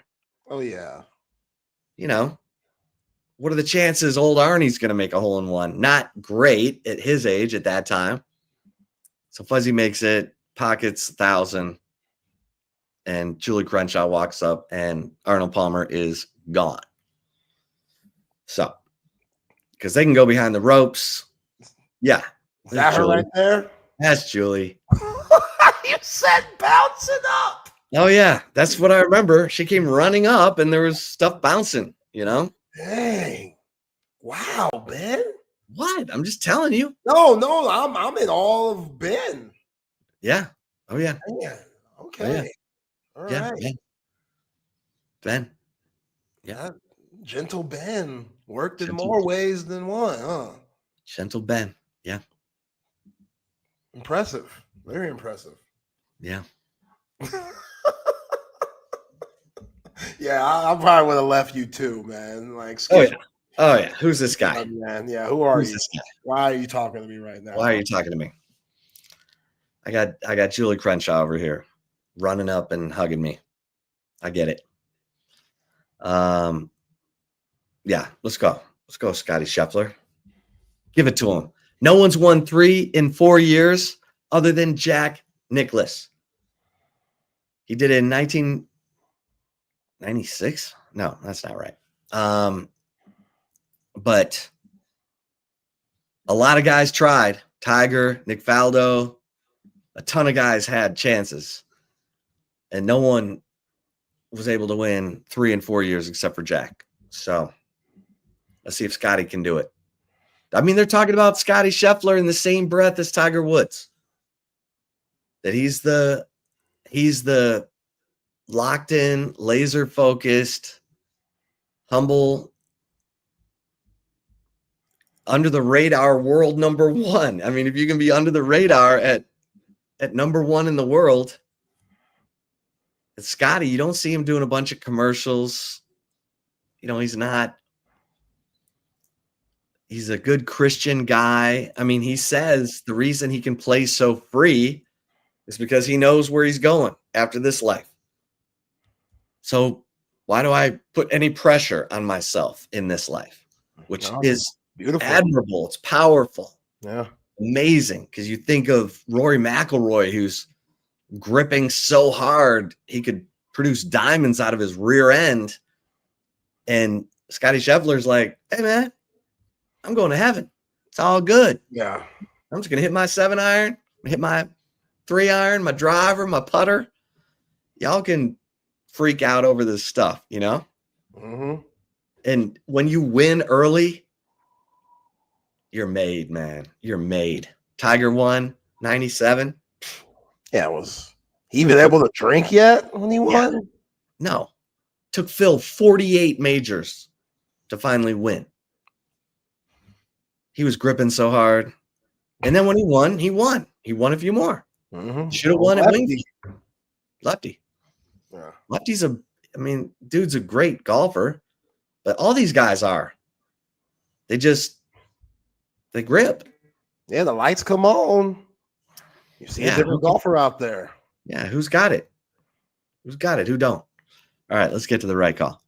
Let's get it. Shout out to McCall Custom Homes. If you're thinking about renovating your kitchen, your living room, bathroom, etc., call the guys that know the best. McCall Custom Homes, 50 years of experience. It's all about quality. It's all about craftsmanship, top quality at affordable prices. The in-house architects are licensed and insured, and they will turn your home into something truly special. Plus, they're Austinites. Can't beat that. My man Mike and his pops do a hell of a job, and they could come fix your house up anytime you want. Hit them up at McCall Custom Homes on Facebook and Instagram, and also give our boy Mike a call at 512-633-9580. It's 512-633-9580. Shoot him an email at Mike at McCallCustomHomes.com, and go to their new website at McCallCustomHomesATX.com. It's McCall Custom Homes. We build value into your home. And Leaf Landscape Supply. If you're looking for trendy house plants, a collection of specialty plants and rare plants, Leaf Landscape Supply is your one-stop shop for everything you need. They have large quantities of supplies to fulfill any landscaping job. 2 amazing locations here in the ATX, one down south off Monterey Oaks and 290, and one up north off of Pond Springs Road. A full-service wholesale and retail plant nursery and landscape supplier. And go to their website, leaflandscapesupply.com, to see everything they have to offer. Remember, when you mention your boy Zay Collier, when you mention the great crew of Texas Sports Unfiltered, you get 10% off. 10% off if you mention us at TSU at Leaf Landscape Supply. And Covert Bee Cave, Covert Automotive Dealership, that have been doing it in the greater Austin area for over 100 years. If you don't want to take my word for how good Covert Bee Cave is, well, listen to these fine folks. It's really a family experience. You know, I walked in the showroom today and everybody greeted me by name. How are you doing? What's going on? How's everything going? From a price standpoint, from a customer service perspective, just conversation when you come in, it feels no pressure. I want to buy cars here. The family buying car experience, one of the best that you will ever have.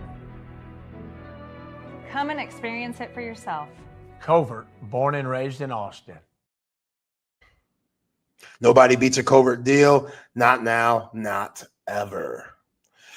All right, Shep. Well, this is kind of a... Justin Rose just went to 7 under. Who did? Justin Rose. On number 15, he went to 7 under. Damn. So, old boy is dealing. All right, go ahead. Now. No. I thought this was a funny video that came up on my feed today. So, you know, if I'm going to post videos on here, like A&M videos like we did with Bucky McMillan, and where he was rocking and looking uncomfortable, and which I thought it was interesting what Lance had to say about Bucky McMillan, because, you know, I told you he kind of scares me as a coach. I think he's up and riser type of guy that plays a very fun brand of basketball. And hearing what Lance said about it, Longhorn fans, it's just this might be an interesting hire. Just saying, him and Sean Miller are going to go toe to toe. Obviously, it's just a matter of recruiting and stuff. But Oklahoma football, they've tried to put out a cute video of talking about Oklahoma City Thunder and who their favorite former or current Oklahoma City Thunder player is. And you start to get a sense of the trend very early on how Oklahoma's getting down with this video and this question. Russell Westbrook. The only correct answer. If you say Kevin Durant, are you serious? Lake Show. What would you say? The GOAT Jerry. Obvious answer, Russell Westbrook. And then we got Steven Adams, and then Thunder Raymond Felton. Honestly, love the Thunder. I'm going to go dark horse, Serge Ibaka. He was a great defensive player. He was. Jeremy Lamb. I'm going to say Russell Westbrook, man. I'm with Westbrook. Okay. Russell Westbrook, that's easy. Paul George. 2012 Serge Ibaka was him, fool. SGA, Shea Gilgeous-Alexander. It's really Russell Westbrook. Come here. Step back. That James Harden. My favorite Thunder player of all time is Alex Caruso. He's a freaking dog. My favorite Thunder player of all time is the dude that looked like your boy from Aquaman. What's his name? Steven Adams. Dude's hilarious. Jake Spiegel. Gary Payton. If you know, you know. It gotta be James Harden in there. 100. It's Russell, then it's James Harden. No. Russell, James Harden, then we can get SGA. You tripping? It gotta be Serge Ibaka or Paul George. So folks are probably wondering, what are they censoring out? Kevin Durant. They're bleeping Kevin Durant. For real? Like that's how we're going? That's how petty we are? I respect it. I can't even lie. I really respect it. Like, that's the rivalry is real. Red River for a reason. I get it. But also the fact that these guys, like Kevin Durant, should have been the answer the whole entire time. The whole time. Maybe you could throw a couple of Russell Westbrooks in there, but our boy Jacob Henry, Mark Henry's son, this fool said Gary Payton, which on one side I respect it. On the other side, Gary Payton never put on the Oklahoma City Thunder uniform, but I get it. Seattle Supersonics turned into the Oklahoma City Thunder. Jacob, just like his father. Was that Jacob in there? That was Jacob that said that, yeah. So he's playing. I guess. I know he's there. I mean, he's playing football, yes. He's on the team. Playing football and wrestling. Yeah. Wow. Yeah, no, his pop told us he was going to venture that route, and here we are. So, yeah, good for him. Yeah. I remember Jacob when he was a little peanut. Yeah. Oh, yeah, that dude. Now he's playing ball for the Sooners. Yeah. No, good for him. Good for him. And he's part of the depth at defensive tackle. Oh, you already putting him on the defensive side? Is that what he's playing? Because I remember him being an offensive lineman at Lake Travis and Vandergrift. Maybe I'm wrong. I think he went to Vandergrift so he could get an opportunity to play defense. I might be mistaken here, but that sounds right. I don't know. Either way, he's on the team. Yeah. So, but yeah, man, they bleeping out Kevin Durant. Why can't y'all say KD? What's wrong with that? Come on, man. What are we doing? Yeah. All right. So we haven't talked about this. The Naismith Memorial Basketball Hall of Fame class of 2025 was announced the other day when they were honored in San Antonio during the Final Four. Dwight Howard. Yeah, you feel old? Like, Dwight Howard's getting inducted to the Hall of Fame. Yeah, we're getting up there, because I remember when he was coming out of high school in 2004, turned into a Hall of Famer. Carmelo Anthony still haunts my dreams for the 35 that he had against TJ Ford in the Final Four. I always have to bring up that freaking move that he put on Royal Ivy to start the game, which I was like, that's a travel. And then you run it in slow-mo. It's just one of the nastiest moves you're ever going to see. And 33 points later, Syracuse is advancing to the national championship game and winning Jim Boeheim's first. Can we get that Carmelo, TJ Ford, Kendrick Perkins commercial going again? You want to bring it back? Yeah. I love that commercial. It was a good commercial. Got TJ in some giant suit. Right? Yeah, that was what it was. Almost looked like he had 80s style shoulder pads in that suit. TJ Ford's attire back in the day was bonkers. There's always that classic photo of him in the Bucks gear where his shorts were way too damn big. Even for that era, it was big. Like that was a moment in NBA history that nobody forgets. You got to find that picture. I got to find it. Let me find it and pull it up. I love TJ. That dude is so He's so great. Damn. He is so smooth. I was with him at the ATX Open. I was cracking up because he's like, left my sunglasses, and there's a little sunglass vendor there. And he's like, hey, can I get a pair of sunglasses? And he's like, how much are these? And they're like, $250. And he's like, what? Oh, yeah. That's so good. Yo, man, whose idea was this? I get it. It was the time. It was the era, but come on. He's wearing Kendrick Perkins shorts. Yeah. And again, this is what he wore when he was at UT too. So like he was always the fastest on the court by a mile. Like, think about if his shorts were a little shorter. How fast if he had been then? If he had some grape smugglers on. Yeah, these are like parachute shorts. He'd be running track like Carl Lewis. Instead, it's like he's wearing a blanket. It's a wild time. You know? That's a wild time, man. Wild time. But yeah. Mid-2000s. Mid-2000s.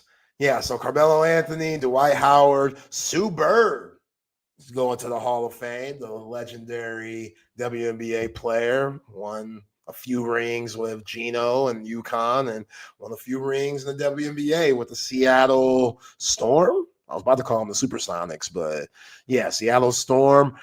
My favorite WNBA player of all time, Maya Moore, is going to the Hall of Fame. She was so cold. And then I think she became a lawyer or something like that. So Maya Moore has range. Sylvia Fowles, who went to LSU, remember her.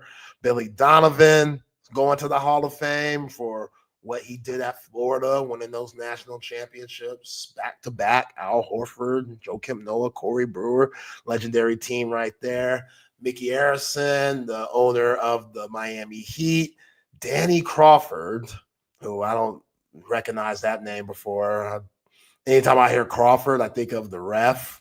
That's not him. Yeah. Joey Crawford, the dirty ref. But yeah, and then last but not least, the 2008 USA men's basketball team, the Redeem team that had Kobe and Bron and Darren Williams and Chris Paul and D Wade and Melo and Dwight, and list goes on. And Mike Krzyzewski was their coach, and he represented them this past weekend at the Final Four. So yeah, man, I like it.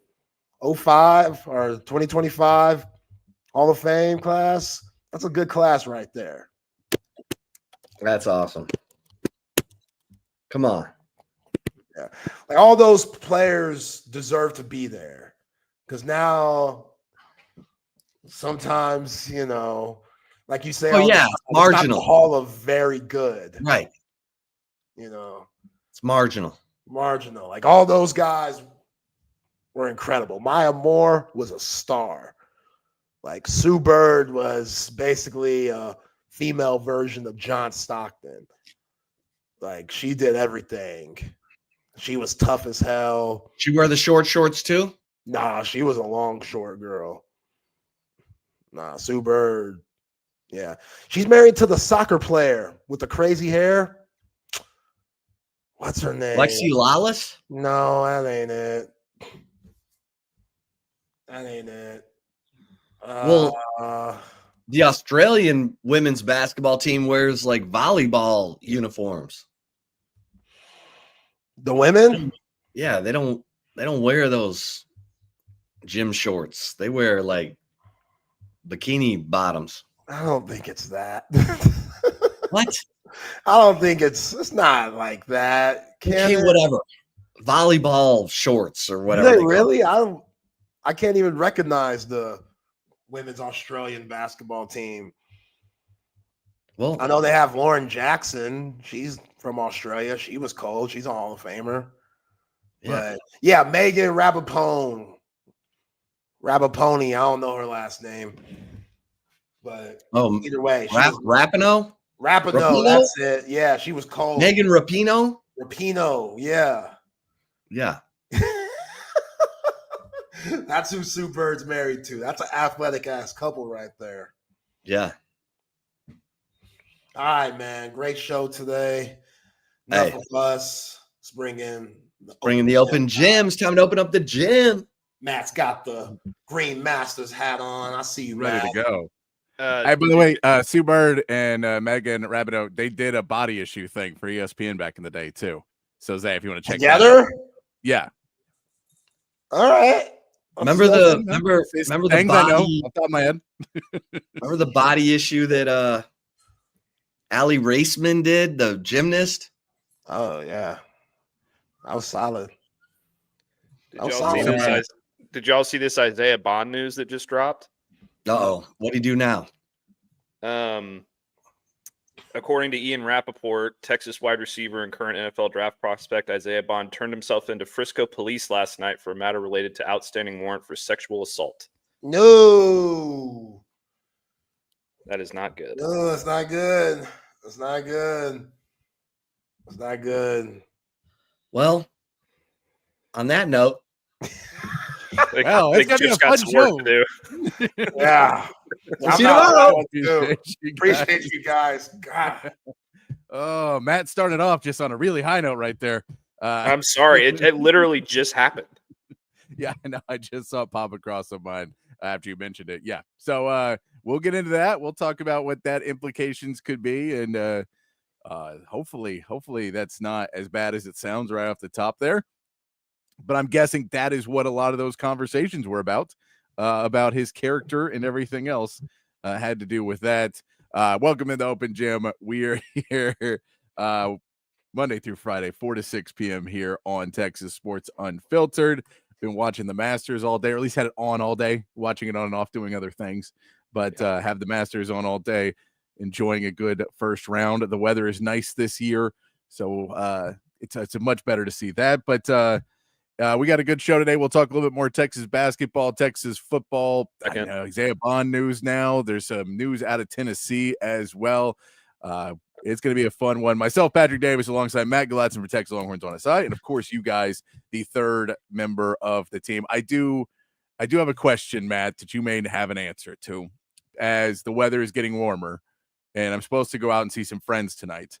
And it is now where I'm like, okay, you kind of have to get your summer clothes ready. You know, you've been rolling, and winter clothes is easy. Just jeans everywhere. Jeans are just the standard everywhere. But now I got to get back into shorts. And I've always had this problem that the two shorts I always find are below the knee shorts and above the knee shorts. And above the knee shorts are like really above the knee. And if you sit down, you're like half your leg is out. You know what I mean? Half your upper leg is out. And then if you get below the knee shorts, you do look like that TJ Ford picture that Zay just showed.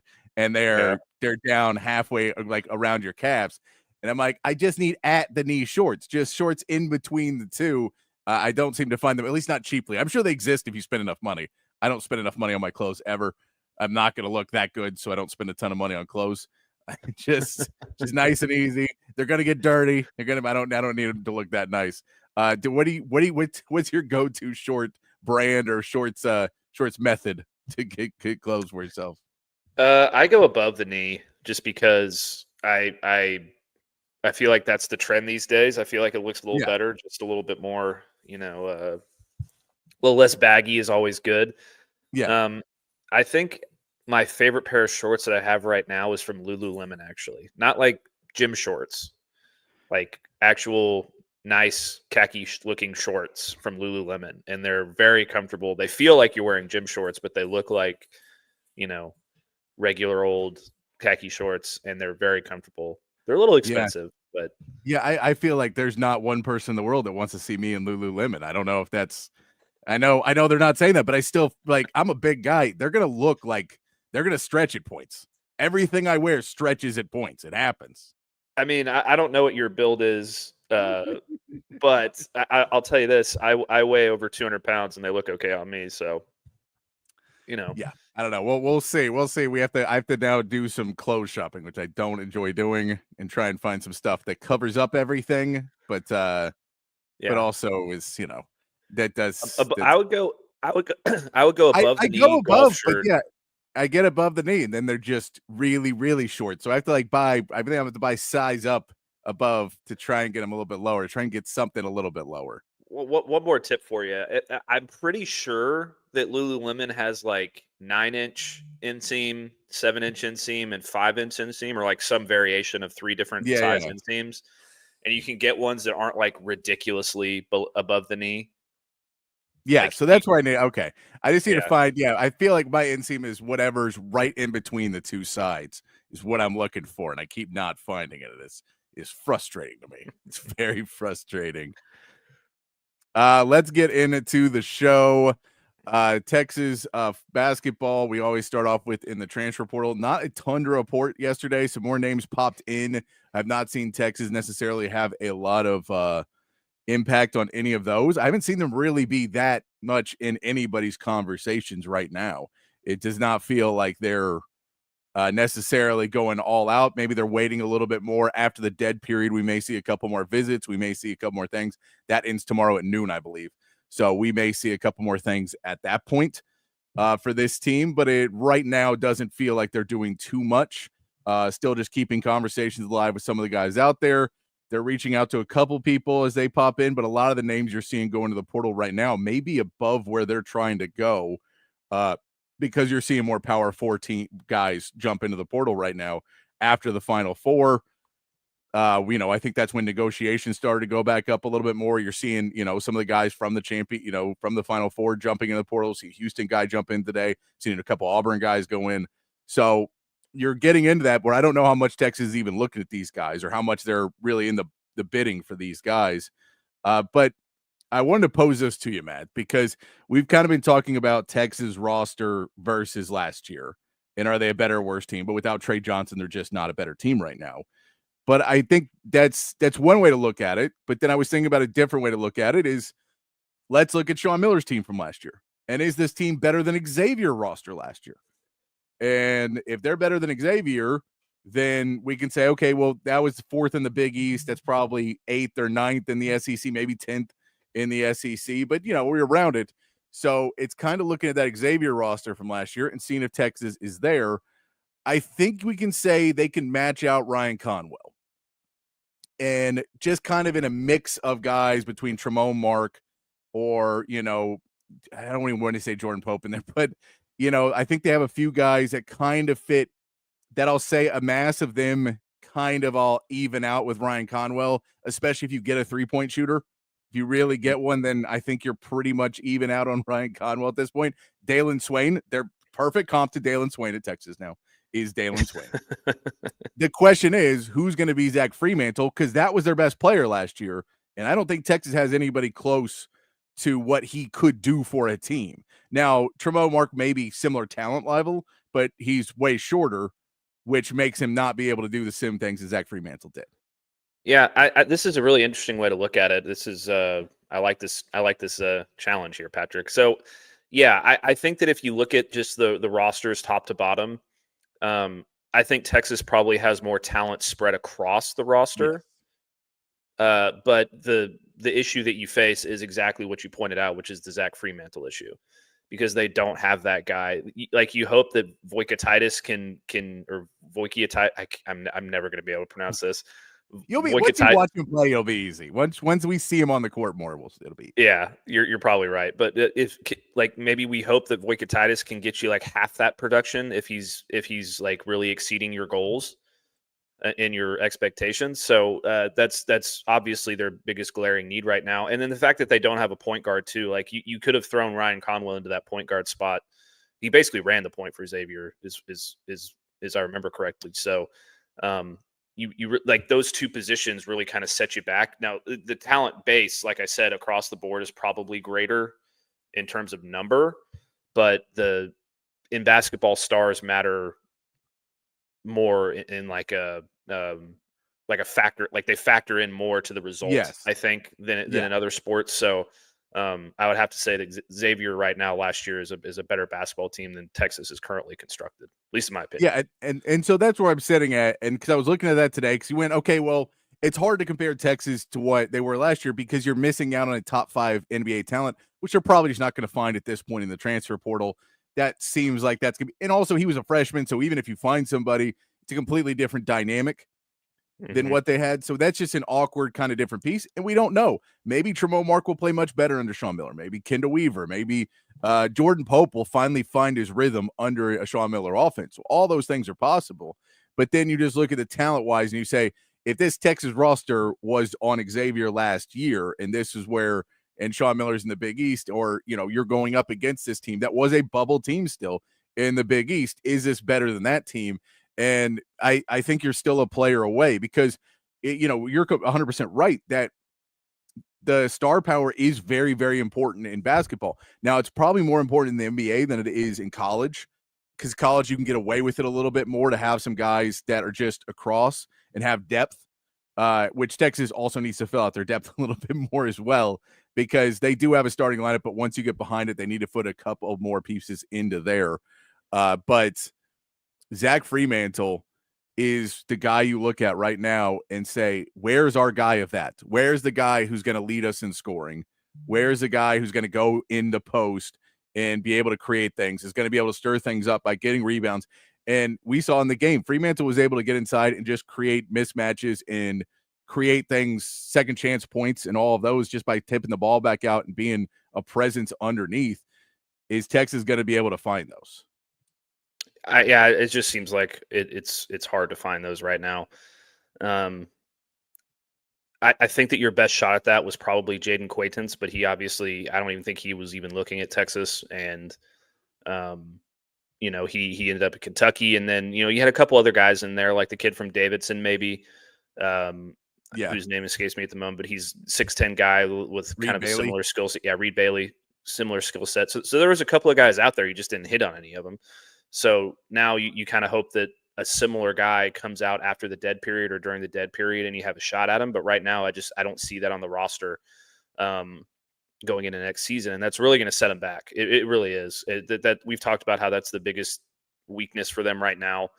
I can't see it being there. And he was such a key to what they did, like you said, and a key to what Sean Miller likes to do. So, I mean, the more I think about it, it's going to be a really big piece that they're missing, because they just don't have it. No, and I mean, yeah, the guy out of Charleston who's from Croatia, the Brozovic, he's, if he's able to put up similar numbers, now I get you're playing at Charleston, so that number is probably going to drop a little bit from 18.4 and 8.1 rebounds.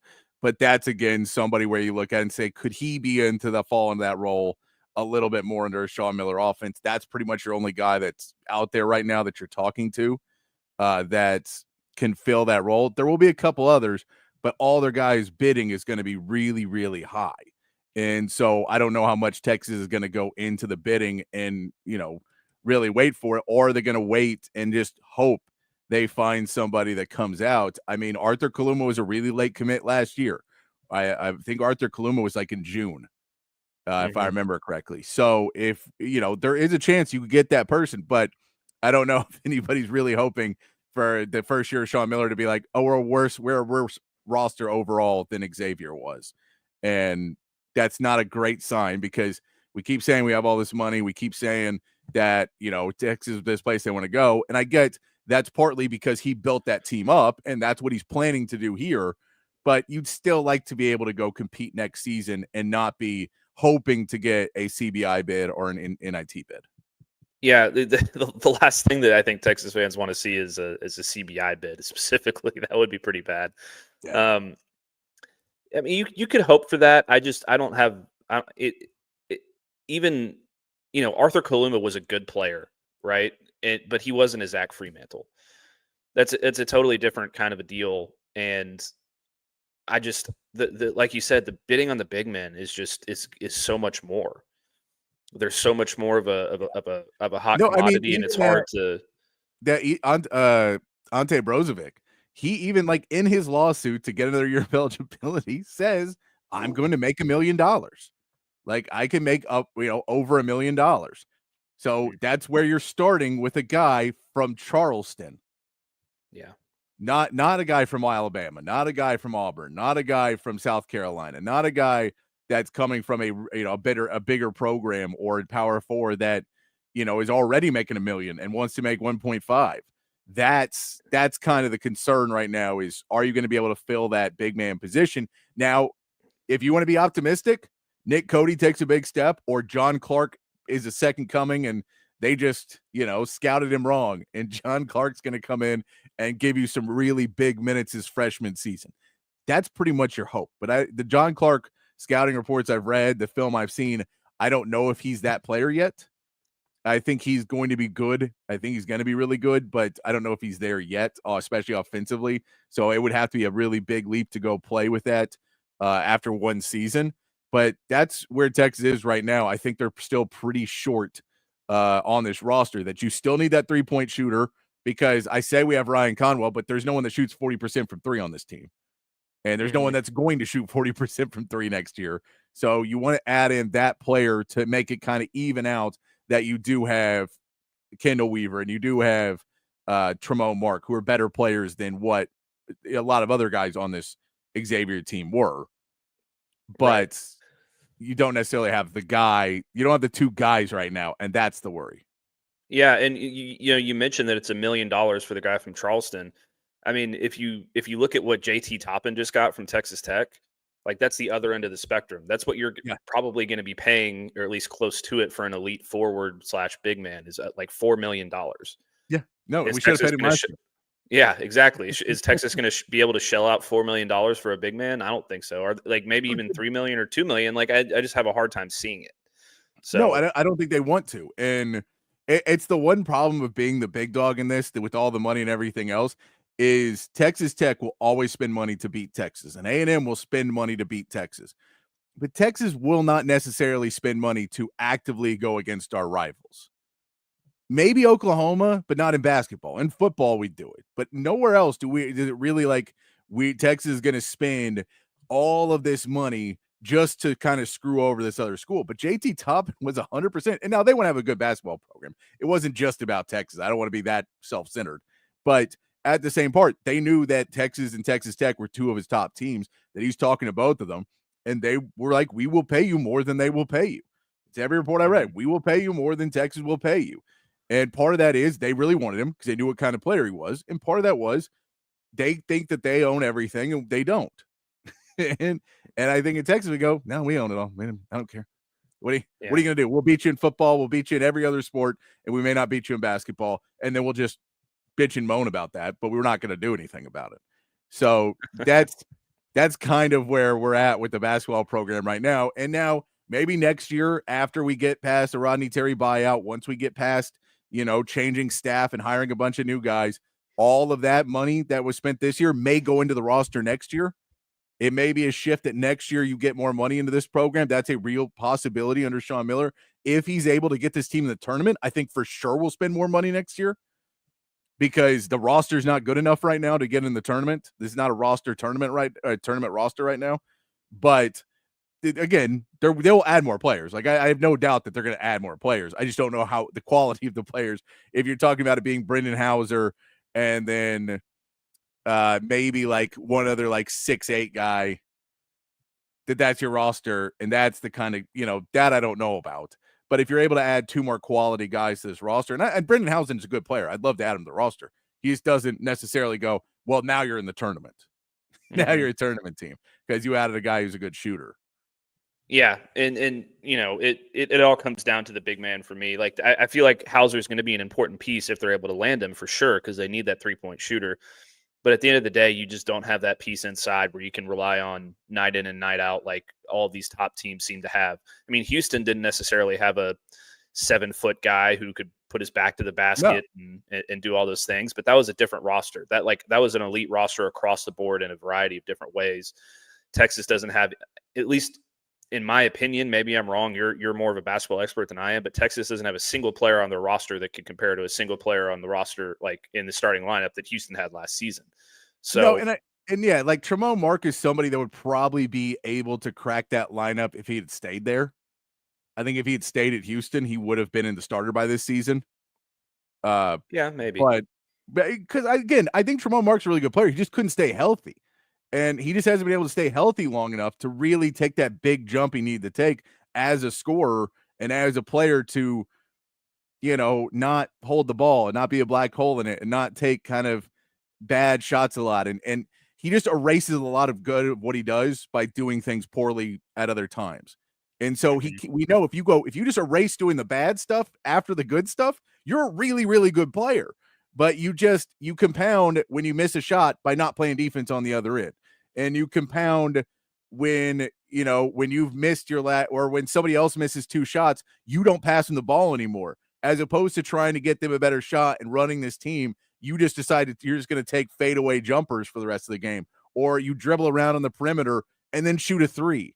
Like, you're not a 3-point shooter like that. And so he just does things like that you just got to work out of your game.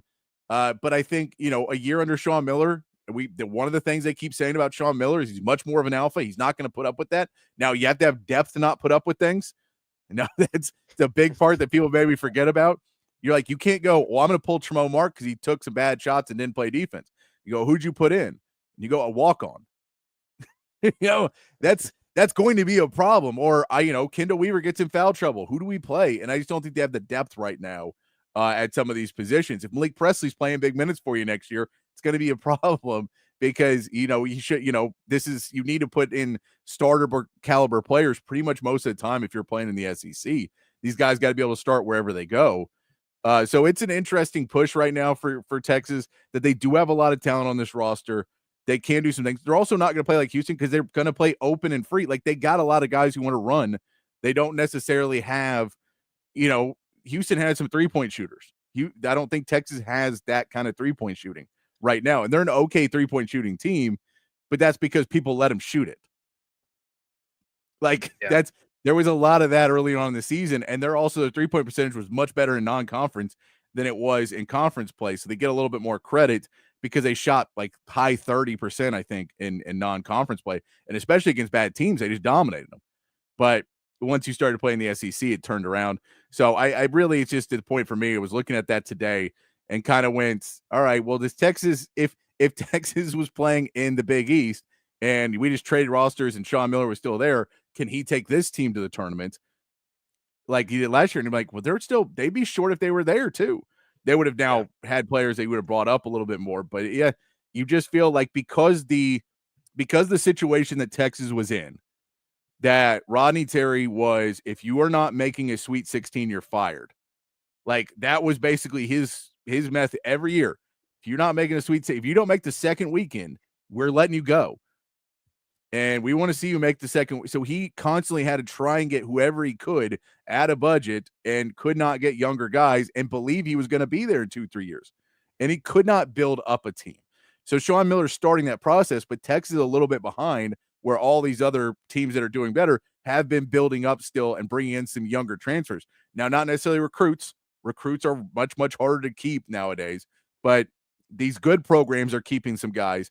And they're keeping 4 or 5 guys through 2 or 3 years, and that becomes their lineup. Texas has not been doing that. Texas is behind the 8 ball on that. I know you're keeping as many guys you can right now, but it's a new system, so you lose a little bit of that. They're at the same school. That's great.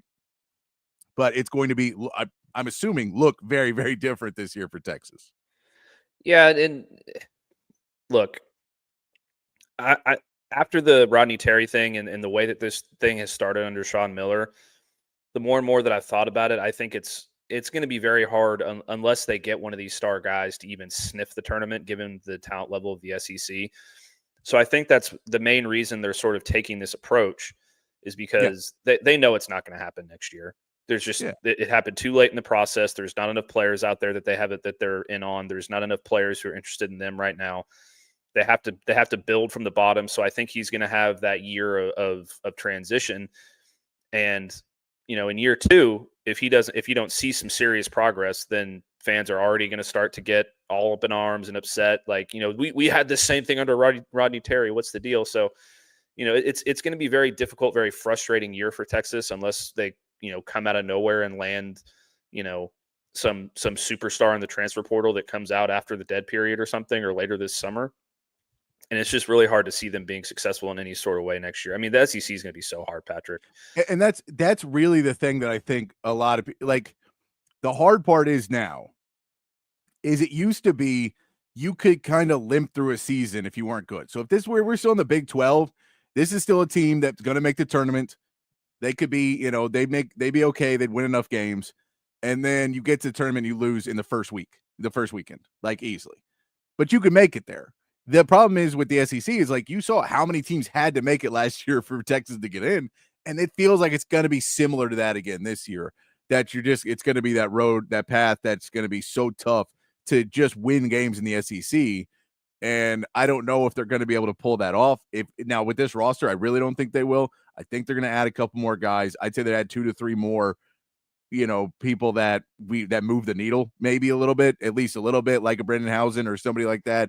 Maybe the Ante Brozovic, maybe, somebody like in that category. I think they'll add a few more of those, and then you just got to kind of see and trust that Sean Miller is going to do some things. But yeah, right now it does not feel like this team is going to be trying to go all out for it. So hopefully they'll start to get it figured out as we continue on with this. Let's talk a little Texas football. And by the way, we see a Longhorn Bear in there, and hey, what's up, Damon Roberts as well. But we are going to talk Masters. I'm going to let Matt. The whole second hour of the show is just Matt talk. I'm going to leave the room. Let him talk Masters for the – I'm just kidding. But we are going to talk Masters here after – it's on my list. We're going to talk about it after some Texas football talk. I've got Matt's primed and ready to go. I have been watching it all day. Nothing retained whatsoever. All of these golfers look almost exactly alike, so I can't tell. Don't worry. I've got some notes. He's got some notes. So I trust Matt on this one. We'll talk a little Masters for you and get you more ready. I've got my people in on the Texas Sports Unfiltered. Sorry, just an incredible shot from Roy McIlroy just now. Just an incredible. Yeah, Roy's shot. playing pretty well. Yeah, no, I've been watching. By the way, I also got super annoyed this morning that I'm like, okay, and I keep looking, trying to figure out where I could watch the Masters, and so you keep doing it, and then they keep saying Paramount Plus, and I'm like, I don't have Paramount Plus, but I know it's somewhere else, and so. Then they keep saying the CBS Sports app. So I go to the CBS Sports app and they don't have anything on there. They only had On the Range. So I'm like, I don't know where to watch this thing. And so then I go get the Masters app and it's not, I try and find it on the TV and it's not on the TV. It's not on Roku. It's not. So then I have to download it on my phone and then hook up a Chromecast so I can put it on there and it keeps shutting off every 10 minutes. And then someone's like, oh, you can just watch it on ESPN Plus. I'm like, why would you not say that from the beginning? Yeah, nothing said, oh, it's all just on ESPN Plus, dude. You can just watch it all there. Yeah, it's going to be on ESPN Plus, I think, for the next couple days at least. Yeah. And then it's going to switch over to CBS probably because I think CBS has the weekend rounds. But yeah, I mean, they have the Masters app on Apple TV and it works fantastically. So that's like half the reason I have an Apple TV instead of a Roku is just because of the Masters app. I'm vehemently anti-Apple on everything. Just I don't know why it was raised that way, and I just don't like Apple stuff. I noticed Patrick is like one of the only people in my phone who has green text bubbles, and it drives me crazy. I don't like it. I don't like it. I hate the fact that they're worse at pretty much everything, yet somehow they're the industry standard. Like I don't get it. It makes no sense to me. It's literally just their entire business model is based on peer pressure. That's it. They're like, are you going to be a better phone than the Android? They're like, no, our cameras are worse. Everything we have is worse. It's all stuff the Androids had for 2 years. Yet everyone's going to bitch and moan because you're green. I'm like, yeah, who cares? Yeah, I don't care about that at all. Honestly, the only reason I have Apple products is because my sister works for Apple and she gets me a family discount. That makes more sense. That's much more believable. None of my family would stoop that low to work for Apple. So I think it's right. My dad and my brother are both computer science majors. And so growing up, they could build computers and fix computers and do everything like that. And you can't do that on an Apple. Like if an Apple breaks, it's broken. It's in the line. And you go bring it to the geniuses, which by the way, what a crappy name to, what are you? I make $18 an hour. What are you? A genius? Like, all right. I don't know about that one. But my sister would hate this segment. Hey, Everybody has them though. They're so incredibly popular. And I at least once a week, someone will complain that I don't have one. And I go, why do you have one? And they go, because everyone else does. And I was like, didn't your mom teach you about peer pressure? You're not supposed to bow down to those things. If everybody jumps off a bridge, are you going to jump off a bridge? I mean, probably because they're running from something. Everyone jumps. I feel like if everyone does it, there's a good reason to do it. Now, if they're all just a pile of dead bodies at the bottom, maybe not. But I feel like if they're all swimming happily in the water, yeah, I'm jumping off with them and hanging out. Especially if they brought the beer with them. That's an excellent point. That's the best counter argument to that I've ever heard in my life, as a matter of fact. I'm gonna look first, but come on, it's not that complicated. Let's talk a little Texas football. I don't know too much. You reported at the beginning of the show that it just came out that Ian Rappaport posted that we can go find it back on my phone so I don't misquote anything. I got it right here. That former Texas wide receiver and current NFL draft prospect Isaiah Bond turned himself into a Frisco police department this morning after a matter related to an outstanding warrant for a sexual assault. He posted bond and subsequently was released. A statement from Isaiah Bond followed saying, regarding the accusation made against me, I would appreciate the time and opportunity to defend myself and prove the claims made patently false. I am in full cooperation with the authorities and will remain a willing and active participant in the investigation. Unfortunately, claims like these prove to be harmful to all involved, absent full review. I kindly request that all reserve judgment until the authorities provide a complete report based on truth and evidence. That is the Isaiah Bond response to that. It's disappointing to see these things happen. I will hold out and see, because we know Xavier Worthy had a similar situation earlier this summer, and all of that has been resolved with nothing coming out of it. That all of it appeared to be not what it was said to be at the beginning. So, but this is not great timing, because you will not probably get to the bottom of this in the next 2 weeks before the draft. No, it took Xavier Worthy's situation was more a domestic violence related situation.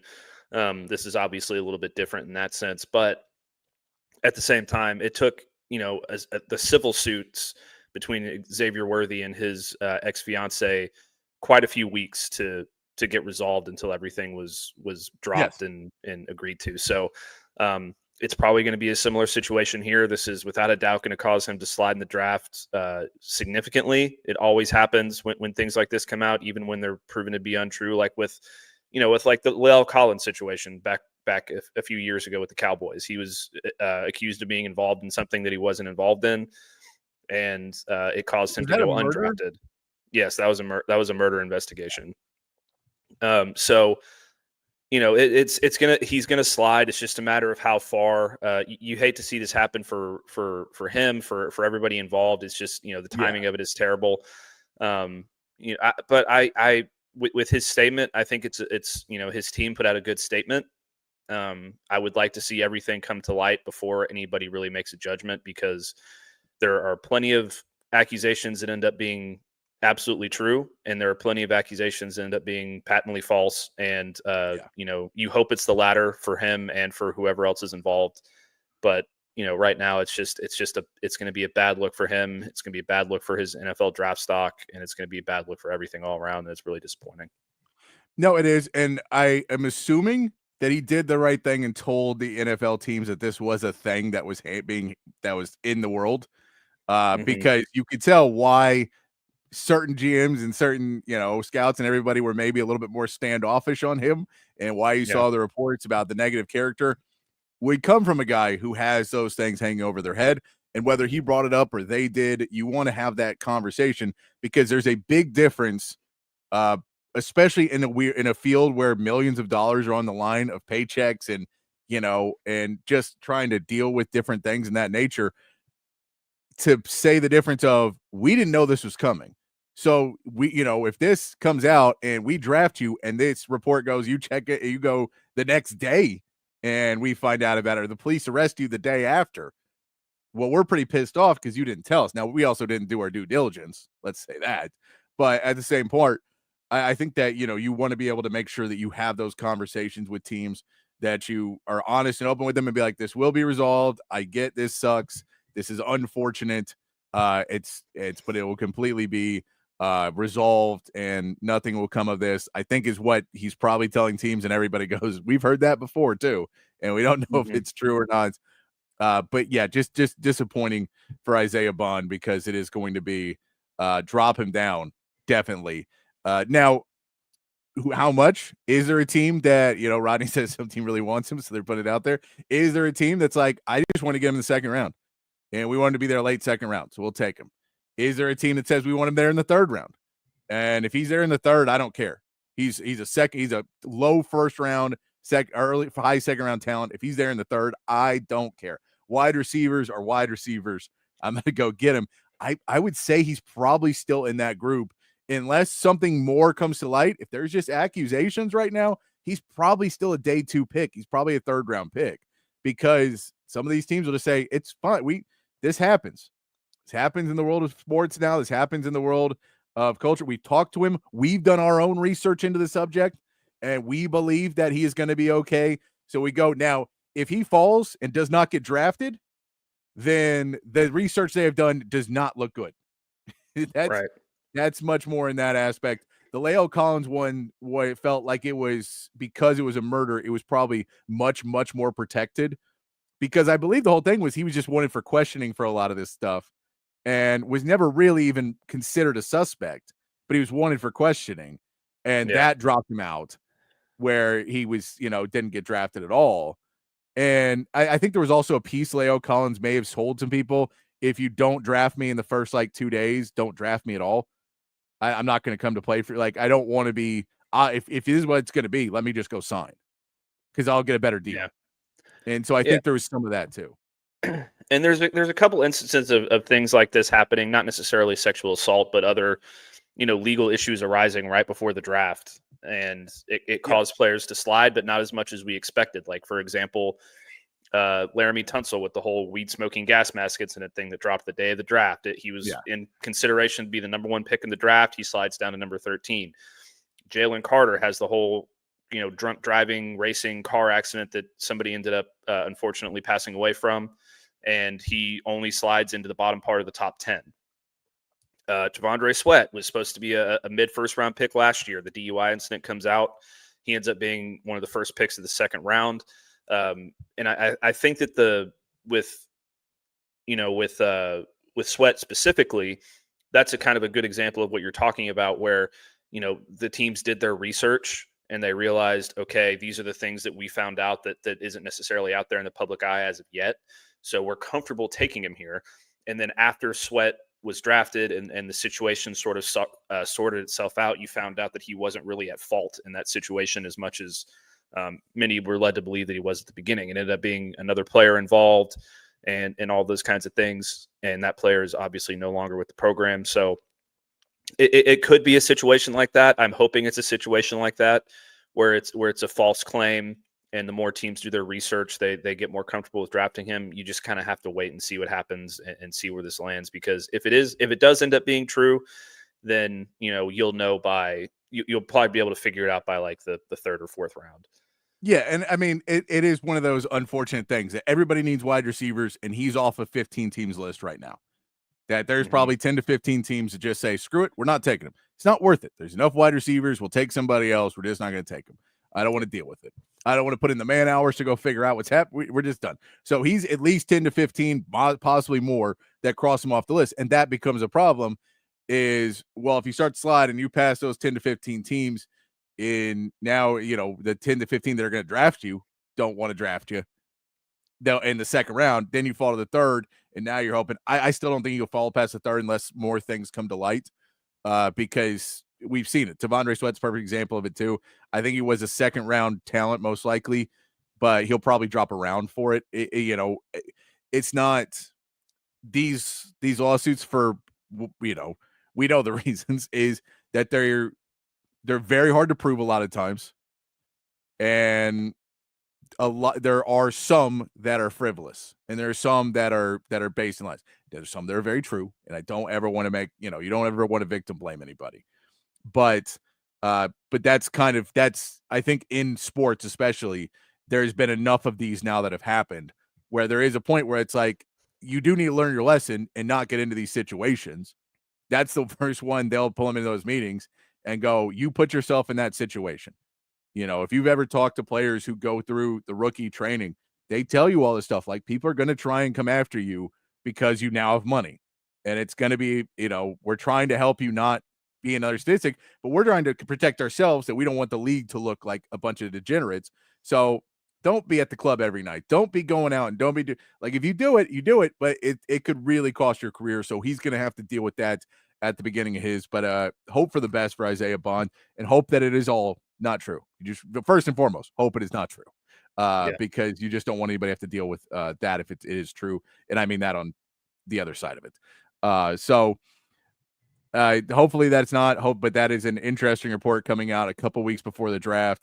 I wonder if there was a point where he wanted to wait till after the draft, and then it was just like, no, to deal with it now, and it'll be much better for you than if you try and wait for it. And then whoever gets it, that team is just going to have to get the brunt of it after that point. Like, well, you draft this guy. How'd you not know? It's like, well, we did know. We don't think it's true.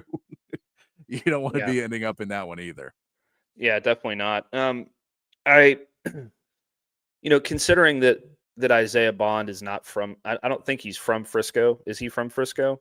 I don't know. I can look that up real quick, but the whole timing of it is just, it's just very unfortunate. When you face a situation like this, it's really do or die for his career, right? If it comes out and it does end up being a true story, and depending on the facts and everything involved, it could be a situation where, he doesn't even get to the league at any point, which you really hope doesn't happen. Because everything that I've been told about Isaiah Bond leading up to this point, before this report surfaced, is that he's not the diva that he was made out to be. Yeah. From that report, he's a good kid. He works hard. He's from Buford, Georgia. I don't know why that this would have happened in Frisco. If that's a part of it that I'd be interested to find out. He's from Buford, Georgia. Yeah. So I'm not sure why this would have happened in Frisco, or why he turned himself into Frisco police. So the more information that comes out will obviously, keep you guys apprised. But for now, it's just kind of a wait and see game. And you hope for everybody involved that it's not true. Yeah. I mean, that's where you're at right now, is just hoping that none of this stuff happens. That is too bad. But Frisco Police Department, a lot of talk about Frisco PD right now. So those guys keep doing good work out there, guys. Let's move on. Let's a little bit. Texas players, a couple Texas players talked to the media today. Let's talk about that real quick. We'll take a break. We'll come back and get into the Masters preview and try and turn the nose up on this positivity nose on a Thursday afternoon. We'll try and turn that one up. Let's talk a little bit about the players talking today. Trey Wisner and Arch Manning talked to the media today after practice. We got a little pieces of it. Player media availabilities are always somewhat stringent and going, I don't normally cut up audio from them. Sometimes I'll do it if you get enough good stuff, or we get late in the season, I'll do it a little bit more. But a lot of times it's kind of the same, standard answers. They're trained to not give up too much and not say too many things. Sark can say a little bit more because it's his program. He's allowed to do what he wants to do. But it was nice to see Arch, finally getting the spotlight there, and Trey Wisner, seeing him kind of get a little bit of a pat on the back of being what he did last season, that even though he's still listed as a backup running back to CJ Baxter, that they're going out and saying Trey Wisner is a guy that we want to see in the NFL. So we're going to get him out there and get him some time in front of the cameras. First off, I love that Trey Wisner said why he switched the number from 26 to 5. He said he switched from 26 to 5 because his mom, dad, brother, and sister call themselves the Wisner 5. So it is a shout out to his family. But that makes sense for Trey Wisner. When he was asked about who's giving the Texas offense trouble, he said definitely Colin Simmons. You can never get away from Colin. He's a great player. Not hugely shocking on that one that Colin Simmons is out there and wreaking havoc in practice. But it's really good to hear because, you know, going into that sophomore season, you always want to see that these guys are getting even better. Yeah, and we, you know, we've talked about how good this Texas pass rush is going to be next year, but a lot of the things that we saw from Colin Simmons last year that we really liked weren't even in the pass rush, right? He's running guys down on the you know, from sideline to sideline. He's making big tackles, making big hits, you know, getting his hands up there and doing different things like that. So, you know, and he's got such high expectations going into next year. A lot of people think he's the top edge rusher in the country that's returning, just in general, you know, for any team next year. So you like to hear that he's still really, you know, being an impactful part of that team, even in spring practice. Like a lot of times these big stars on your team, you won't hear a lot of them out of spring practice because, you know, they're just not, you know, being pushed as hard, or they're not, you know, putting in as much work because they're trying not to, you know, they're being a little bit more conservative. But the fact that he's out there still running around like a chicken with his head cut off, making plays is really good to hear. Yep, and we all know Colin Simmons has the great BGO, ball get off. He gets off on that. He's so fast off the snap, and it's still one of those things where you watch and you just go, I don't know how you're doing it, but it feels like someone's going to figure it out and screw us with this because you're so fast off of it. Like you must be leading off of counts. You must be, I mean, it's just the being able to process things that quickly and get off the line as quickly as he does is just amazing every time. Mm-hmm. We also see Trey Wisner was asked about the true freshmen who have stood out early to him in their careers. And he names 3 players here. Nick Brooks, Kalik Lockett, and James Simon as a 3. We've heard Simon's name a few times now.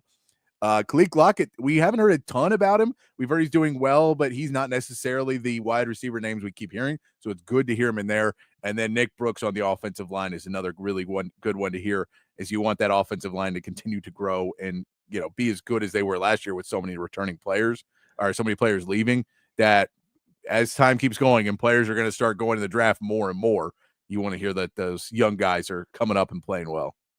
Yeah, I think I talked about Nick Brooks yesterday, and maybe it was the day before when we were talking about the offensive line a little bit. I have really high expectations for him. I think he's going to be a tremendous player.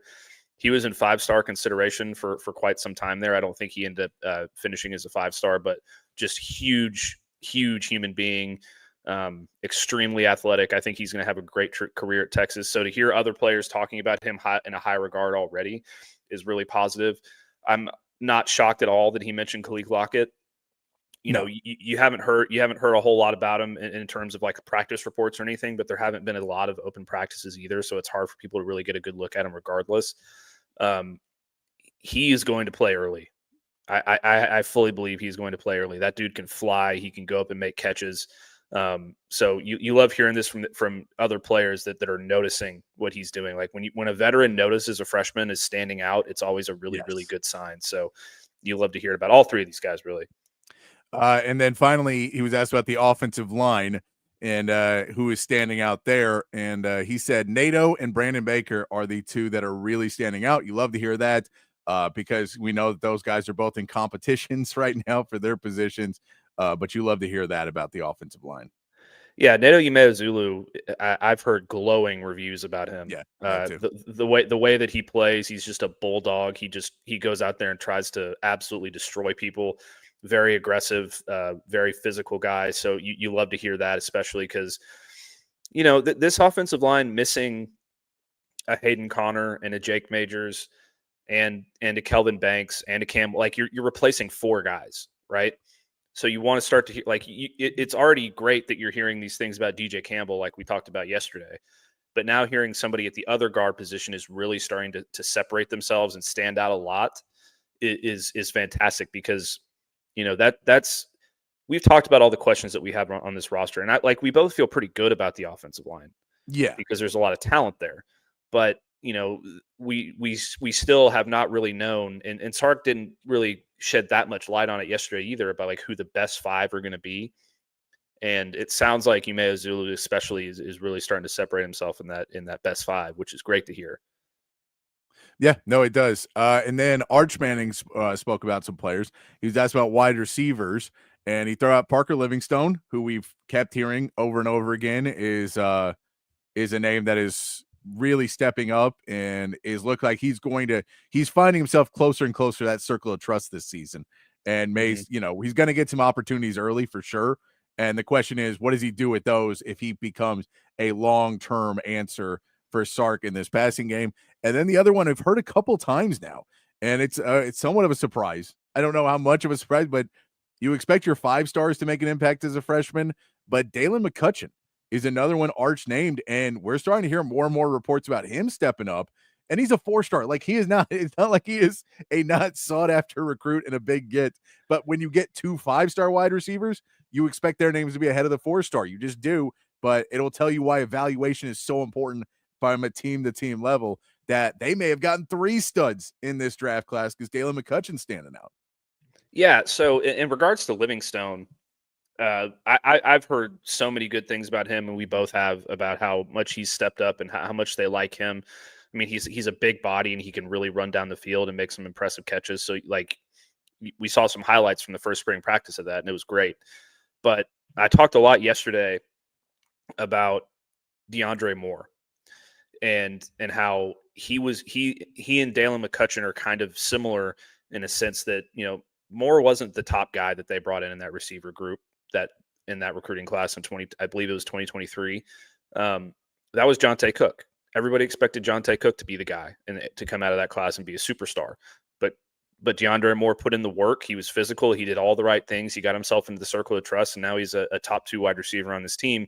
It sounds like Dalen McCutcheon, who is learning behind DeAndre Moore, he's going to be behind him on the depth chart. They're going to play the same position from what I understand. He's got the perfect guy to learn from. He's going to do all this. He's going to learn to do all the same things. He's going to block downfield. He's going to run the right routes. He's going to be in the right spots at the right time. And it sounds like he's starting to do that, and he's making an impression early. And I would not be shocked if he plays as much as these 5 stars or more next season, depending on what happens, because he's a very, very special talent. And a lot of times, and this is my big knock on recruiting, is, you know, signing a 5-star for the sake of for the sake of signing a 5-star is never a good idea, right? And that's why, like that you mentioned, evaluation is so important. That's why Texas is, like, you know, I'm not saying that, like, Michael Fasusi is going to be a bad player by any stretch. I think he's going to be a very good player for Oklahoma. Yeah. But there's a reason that Texas was just fine taking Nick Brooks as a 4-star as opposed to pushing themselves over the limit for NIL and all these other things with Michael Fasusi as a 5-star, because they think he could be just as good or better. And their evaluation says so. And I think it's probably a similar situation with Dalen McCutcheon, where they're like, yeah, I mean, we think DeCorian Moore is going to be a fantastic player at Oregon. And he is. I mean, he's probably the number 1 player in the country. But we're fine with, you know, we're not going to push ourselves. We feel really good about Dalen McCutcheon and how he fits into our system. So, you know, he may not have all the highlight plays and fanfare that comes along with the DeCorian Moore, but he's going to be a really effective and impactful player for us, and we're fine with it. No, 100%. Yeah, and I'm with you on all. And you know, you talked about the other day, he's a track star too.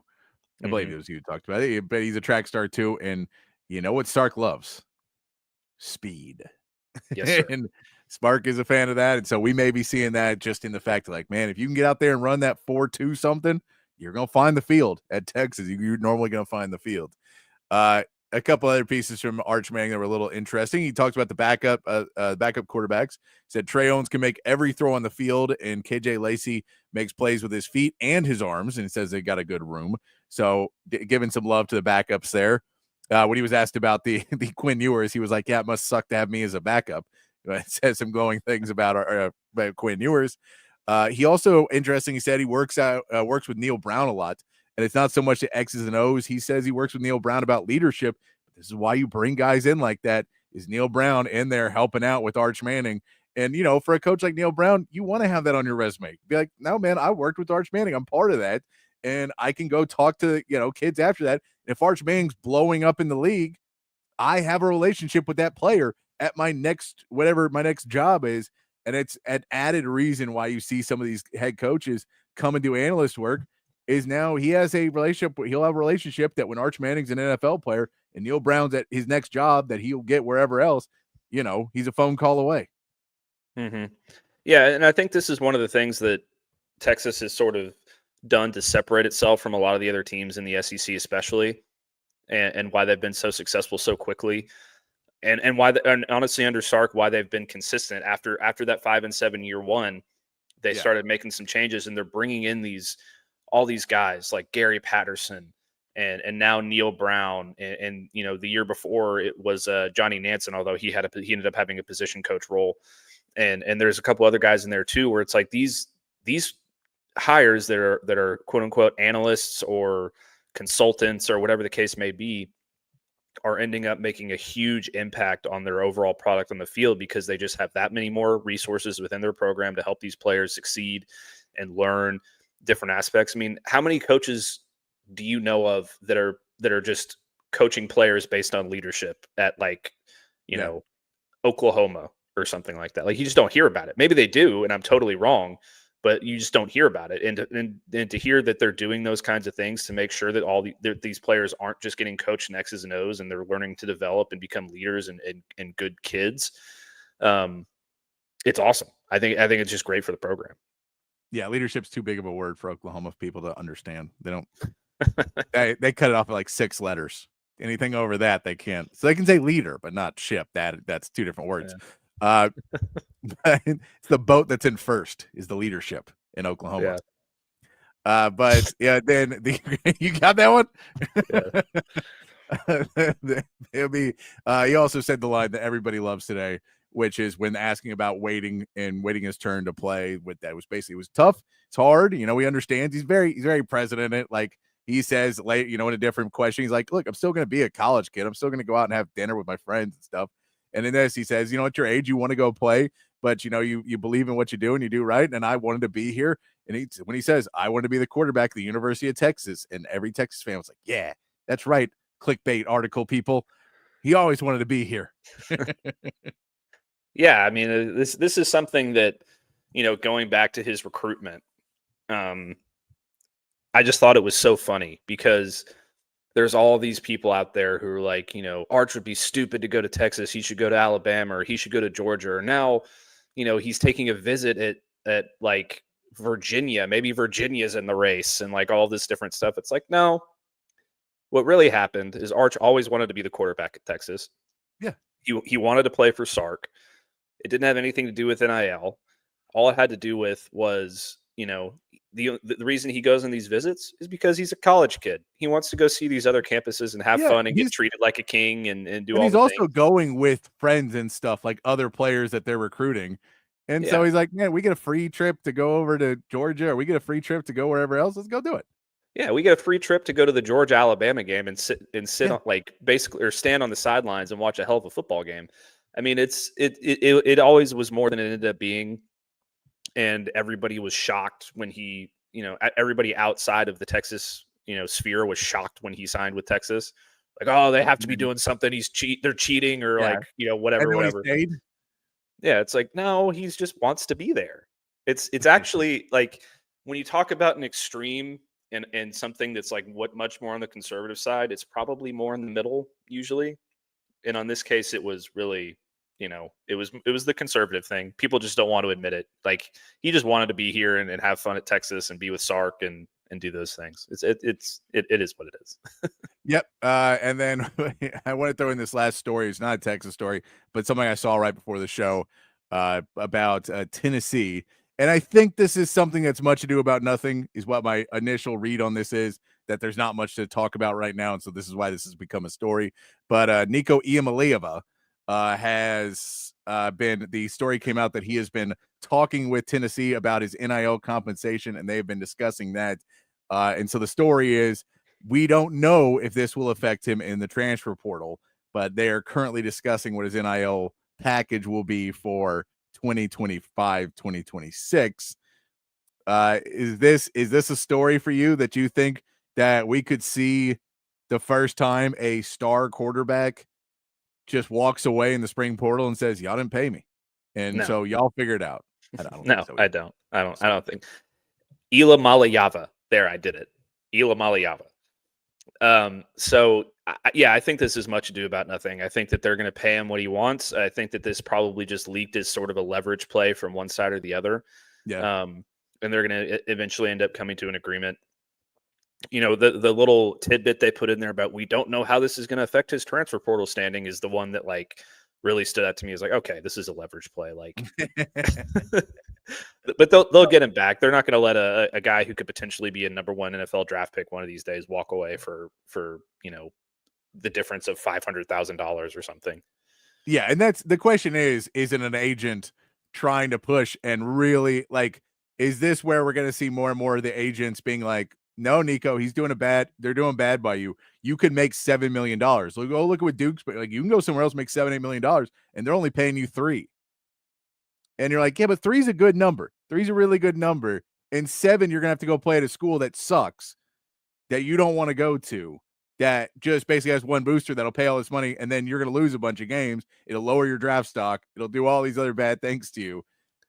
So it's an interesting poll of, is this the future? I know that every time anything comes out about NIL, the immediate reaction is like, no, kill it all, which is what the NCAA wants. But in the long scheme of things, you're like, yeah, it's just a person, we see it in pro sports all the time. People go in and they say, I was not getting paid what I believe is a starting quarterback. Look at all these people saying I'm going to be this great quarterback. Look at how important I am to your team. But it's an interesting push for the future of college football, if this is what we're going to start seeing more and more, and agents kind of leaking stuff out to the media that maybe it was Tennessee too. Maybe it was Tennessee saying, you're going to threaten us with some things that we don't really believe you're going to do, so we're going to leak this out to the media so that you have to deal with the repercussions of a bunch of people being pissed off at you for something you didn't really do. So you're trying to hold us up for another $1 million, this agent is or whatever, and we're going to go, and then Nico's going to get the word back, like, hey, I'm not thinking about transferring. Why are you saying that? They go, well, because your agent's out there telling people that if you don't get another $1 million, you'll walk. So you need to go get your agent in check. Mm-hmm. Yeah, and like if you just look at it, where would he go, right? Like there's a couple of schools out there who would probably pay him a lot of money. Yeah. I think Georgia would probably do it because they don't really have they have Gunnar Stockton, but are they confident that he's going to be the long-term answer for them and be the guy that gets them over the top? I don't know. A school like USC, who doesn't really have they have a quarterback, but is he a star? No. So there's a couple teams out there that like you could realistically see him going to, but at the end of the day, Tennessee I don't consider them a college football blue blood, but they're a school who will pay a lot of money for players if they want them. And he's going to be a player that they prioritize no matter how much he costs.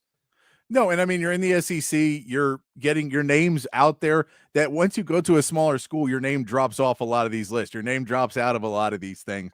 And so your NIL value drops just immensely because you're not playing in big games. You're not playing Alabama anymore. You're not playing LSU. You're not playing Texas. You're not playing, major Georgia and other major schools that put you on that. You're playing Duke at 11 a.m. You're Duke. You're playing North Carolina at 11 a.m. and it's not a big game. And if you're going to win, I just use Duke because they paid a bunch of money for a quarterback. But, if you go to another school that says, we'll pay you all this money to come here and we'll pay you more than Tennessee pays you, you may be playing at, an hour you don't want to play at. I mean, Michigan may at this point pick up the phone if they did it after last season and just be like, screw it. We just need more options at quarterback after last season. Well, yeah, I mean, they got Bryce Underwood though, so I think that they probably spent a lot of money to do that. But like this is why, and I know those reports came out about like Quinn Ewers getting offered $6 million or $9 million or whatever it was to go somewhere else, and then like the school that was being floated around was like Michigan State. It's like Quinn Ewers is not going to leave Texas to go to Michigan State. That's just not how it works. Like a star quarterback's not going to leave a big school to go to a smaller school. Now, if Georgia had called and been like, "Hey, Carson Beck's leaving and we want you to be our guy," that's a different conversation. Yeah. But nine times out of 10, that's not what's going to happen. So, like I said, it's much ado about nothing. And Nico is going to suit up for Tennessee next year, and they're going to be a damn good football team. All right. Why don't we take a quick break and we'll come back, and I know what that all was about. So we'll talk about that all and some other things about the Masters. We'll let Matt go into some Masters talk. We've also got another mock draft for you and some conversation about the NFL we'll get into as well. here in hour 2 of Open Gym. But we'll get a quick word from our sponsors so Matt can collect his thoughts after that hole there for Rory McIlroy. We'll collect his thoughts and we'll come back here on Open Gym on Texas Sports Unfiltered. The best sports bar in Austin, Texas, USA, America is Cover 3. They've got everything you're looking for in a great sports bar. TVs everywhere, so there's not a bad seat in the house, and they've got the right games on. You're not going to have to ask the bartenders, the waitresses, the waiters for the game that you want to watch. They know the games that you want to watch, and the food. My goodness, that's what separates Cover 3 from the other sports bars out there. An upscale menu with tons of great items. You got to try the Sean Adams prime rib sandwich. They've got the filet mignon. They've got the fish tacos. Of course, all of the sports bar classics like wings and nachos as well. Great burgers, great salads. I'm telling you, something for everyone. Of course, the full bar happy hour prices, the weekend brunch. You got to check them out. Anderson Lane, Round Rock, and San Antonio. And, of course, Cover 2, 183 and Lake Creek. It's Cover 3, dining, spirits, sports. Hi, I'm Dan Covert with my wife Hayden. Welcome to Covert BK. Our newest location in the gorgeous Hill Country includes Buick, GMC, Cadillac, Chrysler, Dodge, Jeep, and Ram, and hundreds of pre-owned and certified vehicles for you to choose from. We have 3 service departments that are ready to take care of your car, truck, or SUV with 86 service bays to accommodate any repair and get you in and out quickly. Come visit us today to select the vehicle you've been dreaming about. Covert, born and raised in Austin. Shout out to Leaf Landscape Supply, a full service and wholesale and retail plant nursery and landscape supplier here in the ATX. They have 2 terrific locations. Y'all should check both of them out. If you're up north, hit up the one on Pond Springs Road. If you're down south, hit up the one off Monterey Oaks and 290. If you're looking for large quantities of supplies to fulfill any landscaping job, trendy house plants, a collection of specialty plants and rare plants, Leaf Landscape Supplies, your one-stop shop for everything you need. Go to their website at leaflandscapesupply.com so you can check it out before you get there what you want. And when you do get there and you're in the checkout line, let them know your boy Zay Collier put you on, the boys at Texas Sports Unfiltered, and you get 10% off. 10% off, can't beat that at Leaf Landscape Supply. Hi, this is Tom McKay, owner of Audiovisual Consultations. I got this, Dad. This is Camilla McKay, and my dad can help with any TV or stereo needs you have around your house. Just call him, and he will come to you with advice and a great price. And the guys that work for him are awesome. They can install anything, anywhere.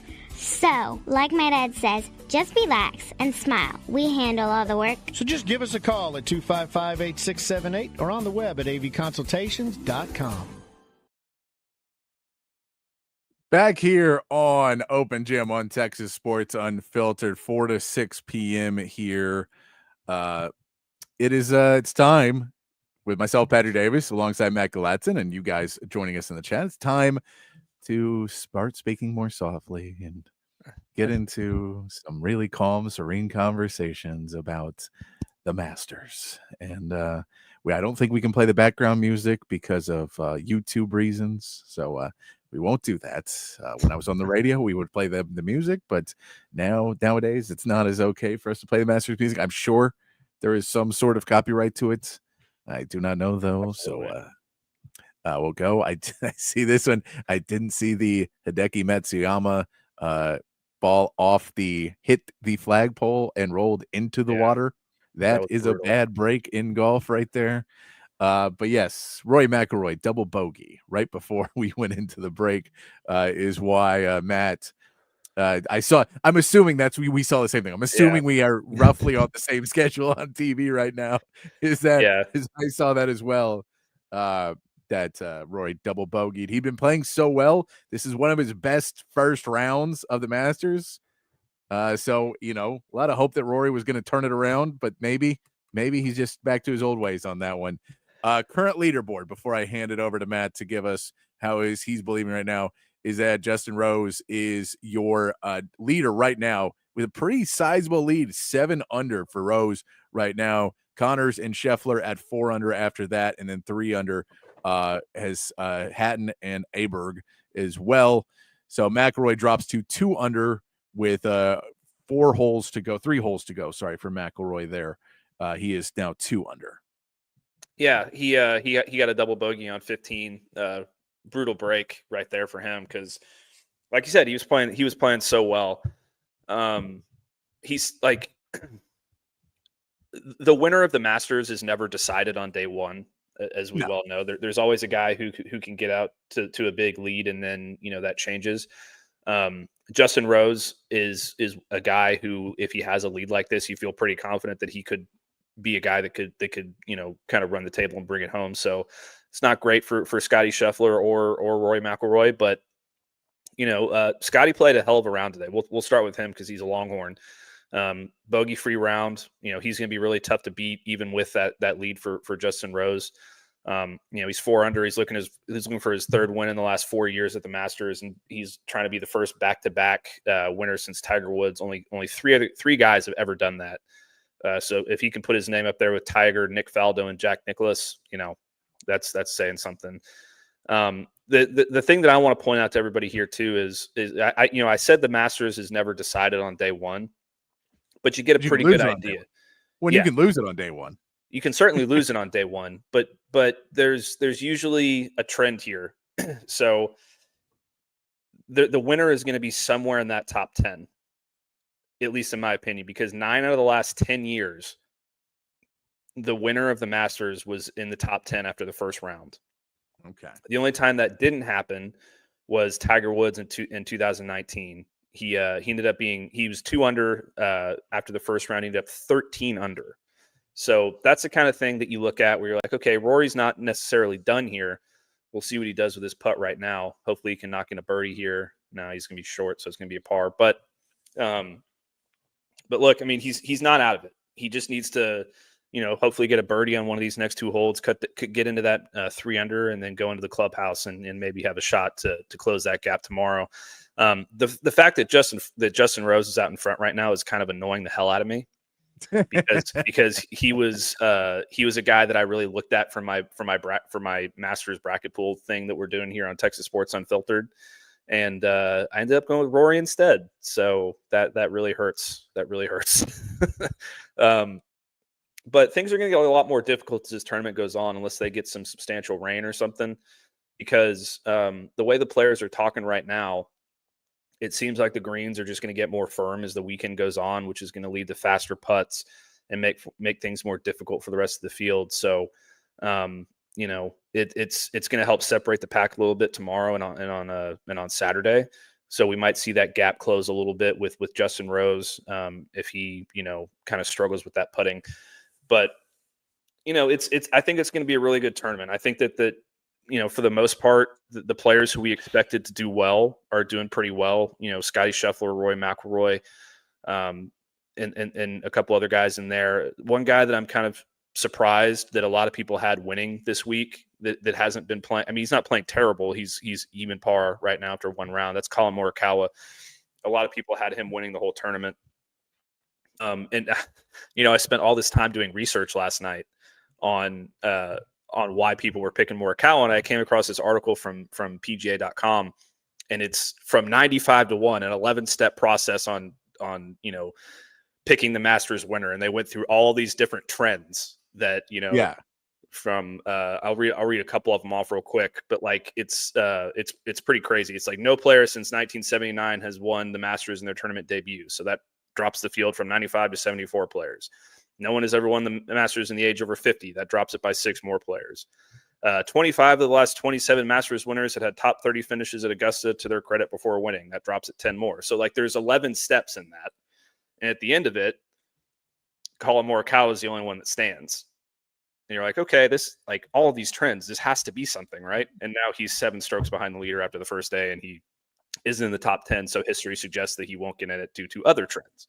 Yeah, that's Sports Radio 101. Or Sports Media 101. You're like, I can just make it. There never has it been a guy who's 7 foot tall. All right, that guy's out there. Like you can just kind of find trends, and that doesn't necessarily mean that it will give the winner. But yes, that's we also shout out to Nick Dunlap, who is currently your trailer. Who's like to give him the worst player right now. 18 over today. Not a good round. The next lowest 7 over. I'm sorry. 7 over is your so he is 11 strokes worse than the next. Something tells me he will not make the cut on that one. Did you also see about the amateur player who took a leak in the stream? I did not. Who did that? Let's see. It is Jose Ballester from Arizona State. He was apparently wearing a hat with Arizona State upside down, one of those new hats that they wear. Yeah. And so they were like, that's kind of already not Masters material right there. And then he was playing across and then was like, oh, I really got to pee. And it was like, well, I guess some people are going to kind of see me, but I'm just going to go over here. And he did it at Rays Creek. He just decided to pee. And I don't think that he's going to be back next year, Patrick. Something tells me that's not the best look for somebody like that to be peeing at the Masters. Yeah, that's a bad look. I thought the upside down, hat thing. I think I hate those hats, so I'm not surprised that a lot of people had a problem with that. I'm glad I'm not the only one. But so if the one other thing I want to get to here, if you look at that trend for the top 10 for the Masters in the last 10 years. You can really boil it down to Justin Rose, Corey Connors, Scotty Scheffler, Tyrell Hatton, Ludwig Aberg, Bryson DeChambeau, Aaron Rye, Harris English, Jason Day, Rory McIlroy. You can make a case for some of these guys who are tied for 11th because there's such a big field of them that's tied for 11th at 1 under. Yeah. Like a guy like Shane Lowry, for example, I think could kind of creep back up. But it's going to be to me, it sounds like it's going to be one of those 10 guys. I'll be interested to see how Justin Rose performs tomorrow. I would expect him to have a pretty good day, but Scotty Scheffler and Rory are not going to make it easy. They're both playing extremely well, especially Rory. I don't think one hole is going to decide this tournament for him. I mean, it decided it for Jordan Spieth one time, and then that ended up being terrible. And then he basically lost the tournament due to that hole. But the odds are that's not going to happen. He's playing the best golf of his life right now. And I still think he's going to be there right at the end.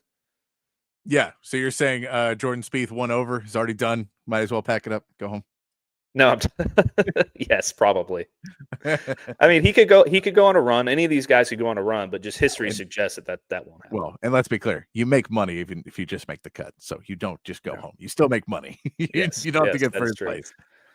I wish I could live as a golfer who just barely makes the cut every single weekend. Oh, and just rakes it in, has all your sponsorship money and all that. Yeah. Just living a good life right there playing golf. Just tens of thousands of dollars every weekend for coming in 45th place. Yeah, but that's kind of like a poker player that has to buy into all these tournaments and then like just makes a little bit more. So you're still having to buy in. Now, granted, your sponsors are supposed to help pay for that, but there are costs that go with being a golfer as well. Longer Bear says Dunlap's my hero. Shot my average score. I mean, I shoot about 18 over. The problem is that's every hole. No, you don't. It's about 18 over every single hole. Oh, yeah. Okay. Yeah. Okay. I was about to say 18 over is still at 88. And I think, at least on this course it is. And I think the stat that I saw recently is 99% of players that actually play golf on a day-to-day basis can't break 100. No, I would not break. I don't play golf at all. So I would not break 100. No. I've only done it a handful of times. No. And I also I've never been able to drive a ball straight. It's never been a thing that I never worked on it, so I probably could if I wanted to learn how to do it, but it was never a thing. So I just don't hit drivers ever. Like, this isn't fun to just be like, hey, well, tee off and then spend the next 8 minutes trying to find your ball and then just go, screw it, I'm not finding it, and get another ball out. That's not the most fun. So normally what happens, I take like the first 3 tee shots, and then by that point I'm like, I'll just play best ball. We'll just play wherever the ball, or we'll play. I'm just throwing it down there. We're not teeing off anymore. I don't want to do this anymore on these pads. It's not fun. The driver is also my Achilles heel as well. I have a terrible, horrible, no good, very bad slice that all my friends make fun of. So I usually tee off with like a 4-iron or something. Yeah. And I was like, after the last couple of times I played, I went on a golf trip with my best friend and some of our other buddies, and all of them are extremely good golfers. Like played in high school or like shooting the 70s and all this stuff. And here I am just hanging out, drinking beer, slicing it 90 yards to the right. And I was like, you know what? I know that they don't care, but I would like to be better just for my own sake. So I'm going to take some lessons. And I took like 3 months of lessons. And on the simulator at Golf Tech, I was just at the end of it, I was just striping it down the middle. I was like, hell yeah. So then I went out and played, and every drive I shot was 90 yards to the right. I was like, all right, screw this. Like, Yeah, I'm just gonna. Yeah. When you go, how far did you hit it? And you go, man, I hit that ball 300 yards. I go, really? And you go, 150 one way, 150 another. It was not exactly where you wanted to go with it. But yeah, exactly. No, so I'm not much of a golfer. I've never really tried to. It's an expensive sport, and I've never had the money or the time. Because if I have any money, it's because I'm working like 12-hour days and constantly doing stuff to try and make money.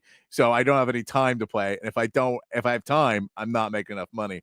Kind of one of those things you run into when you do a job like this where you don't get paid enough to talk about sports. And then they're like, well, you better make some money somewhere else. So all of that being said, I don't get to play a lot, but it's fun to watch the Masters.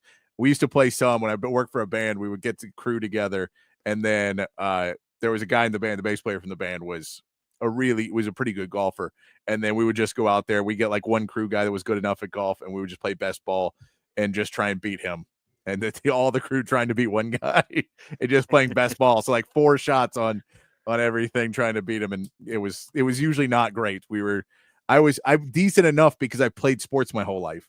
So I'm okay at it because you just have natural things that you're used to doing. Some of the other people you're like, wait, how have you never like swung a baseball bat or done any motion that requires fluidity?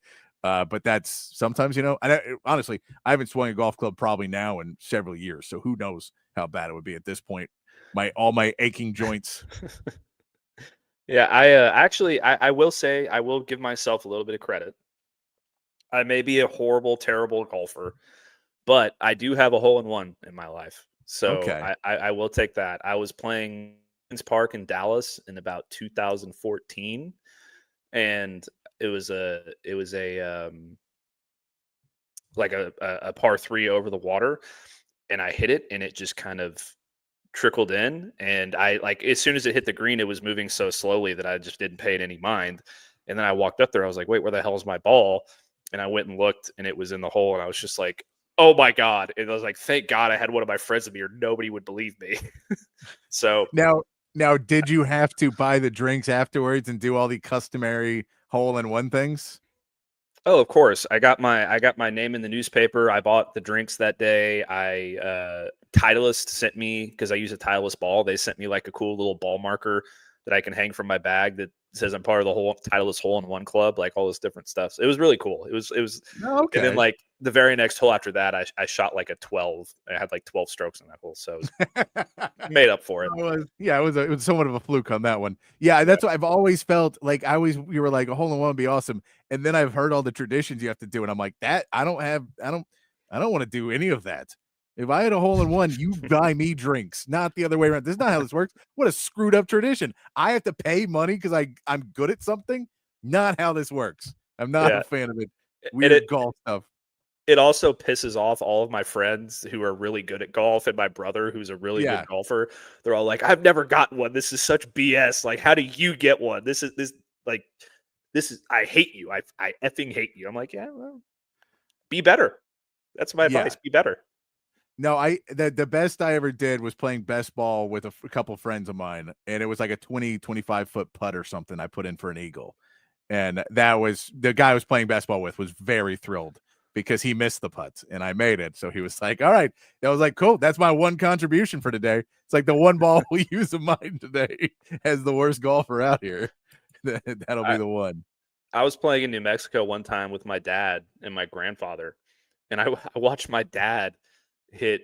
First of all, I saw my grandfather at the age of like 75 and 80 hit like multiple, like either a hole-in-one or like very close to it. Like he would shoot his age at 75. It was crazy. But I watched my dad drain like a 90-foot putt over this green that was like all these twists and turns and all this stuff.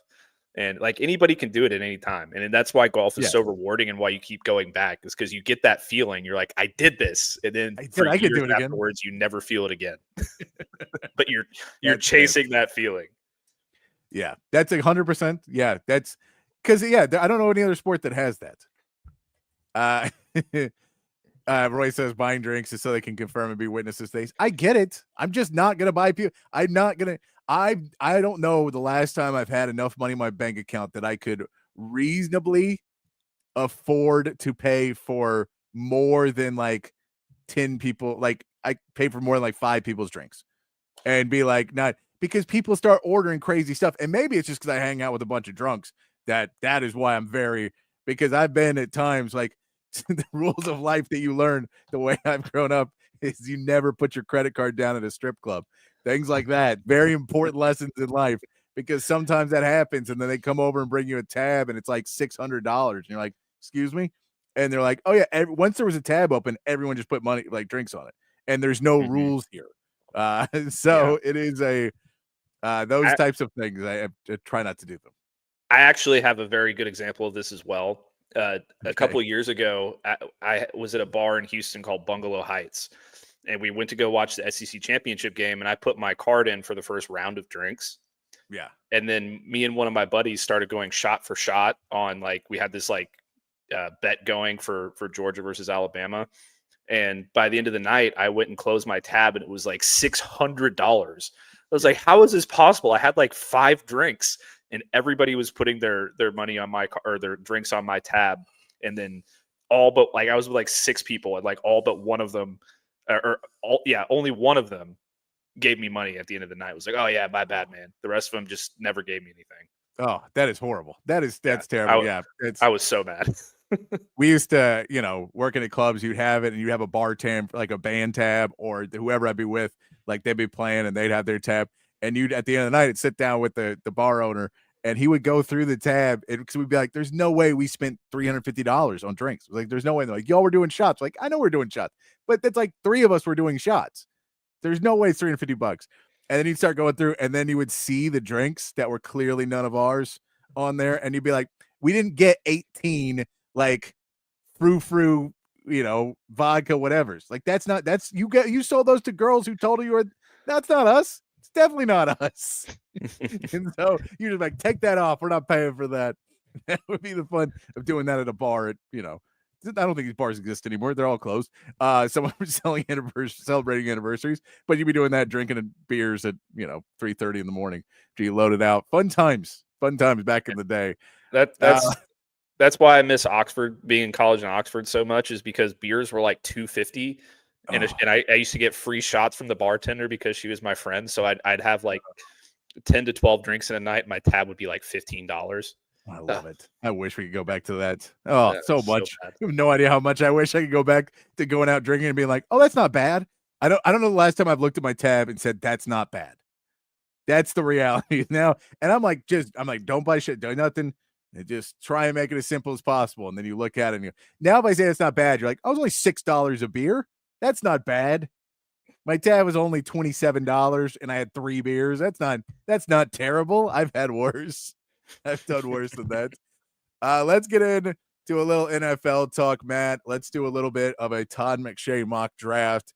We know Todd McShay doing it for the Ringer this year. One of the former ESPN experts of a mock draft. But he has some trends that we're starting to see here in the mock draft world. He starts off his mock draft with the Tennessee Titans taking Cam Ward. And it feels now, and now I'm hearing even more and more. This was Cam Ward was going 1, and it may not be Tennessee. From more and more, it feels like Tennessee has just succumbed to the fact that no one's going to give them the package they want, and Cam Ward is the next quarterback of the Tennessee Titans. For a while, it felt like he was going number 1, but that pick was very available. I think the pick is still probably very available, but they are now coercing themselves into believing that this is the guy they want for the future of Tennessee. They've done all their due diligence. They're completely fine making that pick. I think if someone now has to blow them off of their feet, they really wanted a big pick, but now it feels like you're going to have to blow them off their feet if you want to get that number 1 pick. Yeah, and it just doesn't feel like Cam Ward is the player that teams are going to do that for either. No. Because if you look at all these big boards, like he's a top 10 player, but he's not the overwhelming number one player on everybody's board like, an Andrew Luck or a Trevor Lawrence has been in the past, right? So nobody's going to be like, okay, we're going to mortgage our future and go up and get this guy when, we're probably going to suck next year anyway, even if we have him. So we might as well just wait until next year and get our quarterback then, when there's going to be a much deeper quarterback class with quarterbacks who they probably believe are going to end up being better than Cam Ward. So Tennessee's probably just going to stick there, and Cam Ward's going to be a good player. But, they spent a pick on a quarterback last year, and or was that 2 years ago with Will Levis? Either way, like they have a young quarterback on the roster. So yeah, it was 2 years ago, right?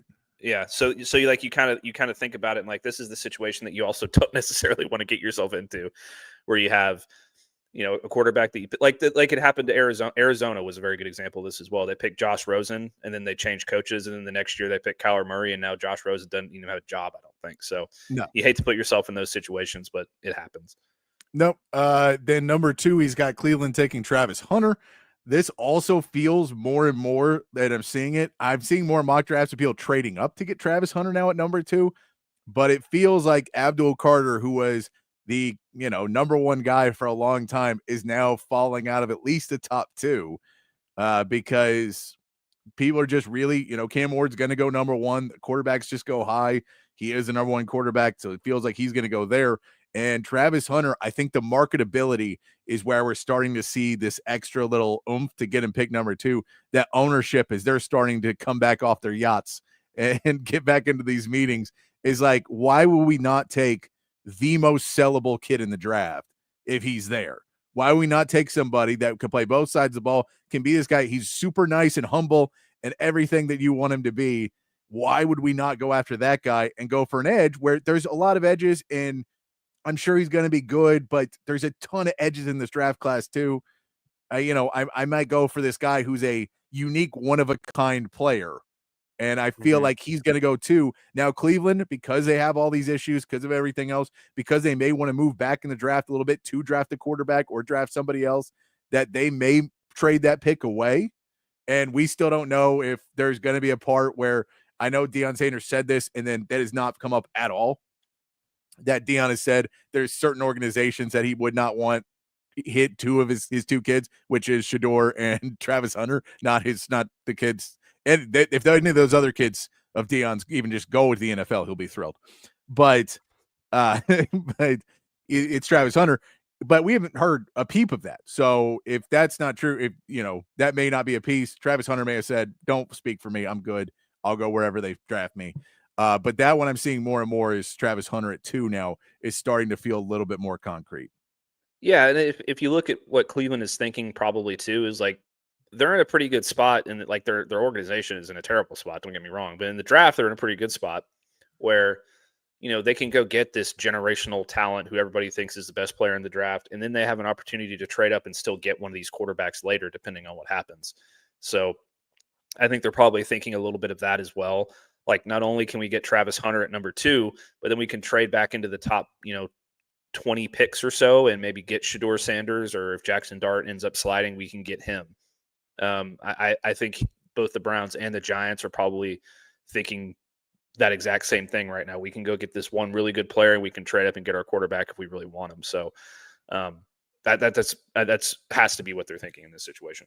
Yeah. Then we do see Abdul Carter going to the Giants at 3, them passing on a quarterback here. Again, this is what we're starting to hear. The trend is that the Browns and Giants have felt there's not a quarterback value at 2 or 3, that you got to go back and get one a little bit later because the value of Shador Sanders just isn't there. We keep hearing that. 4 is the Patriots taking Will Campbell, your first tackle off the board there. We'll go down to the Raiders taking Ashton Janty at 6. Again, we keep hearing this one over and over again. He has the Jets taking Mimbo at 7. That is your second offensive tackle off the board. And then number 9, he is falling onto the trend that Jackson Dart to the Saints.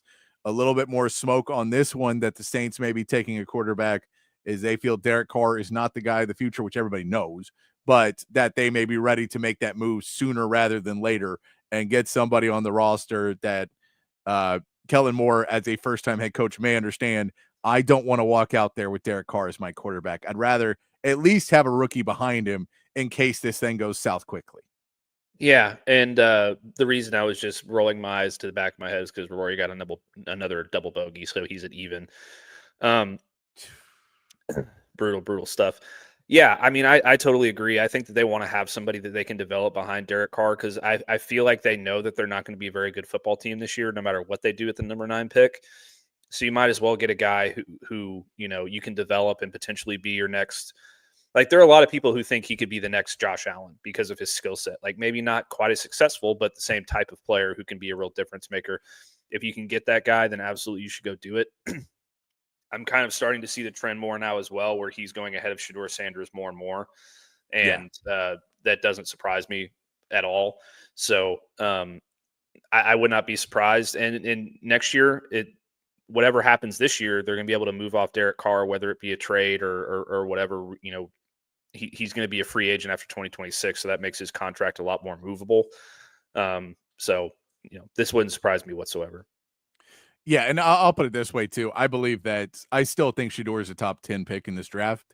I know that people have him sliding because they're not making a bunch of trades, but I think there will be a trade up. Someone will take Shedeur in the top 10 because it falls into the world. I know you can wait on it, and there's certain teams that are probably a lot higher on Shedeur than other teams are, but somebody that needs a quarterback or wants a quarterback of the future, I think is going to make a move into that top 10 when you start to get down to, are you going to take Membo at 7, or are you going to wait and there's still a couple offensive tackles on the board you could take and slide out of that 7 spot? Are you going to take, he has Tyler Warren going to the Bears at 10. Do the Bears say, we're okay not taking a guy at 10? We're okay sliding back to 15, 16 in the draft and letting somebody else go up there and get a Shedeur Sanders in that top 10. And I could see that where you still see Jackson Dart going at 9, but all 3 quarterbacks that are first round picks are off the board in the top 10. I just feel like last year, no one thought that there was going to be as many quarterbacks taken. Every year quarterbacks get taken and reached for every single year.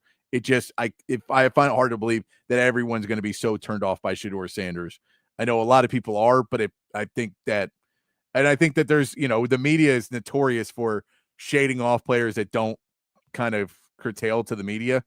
Mm-hmm. And Shedeur Sanders is one of those guys who doesn't really talk to people he doesn't want to talk to, and that's by design.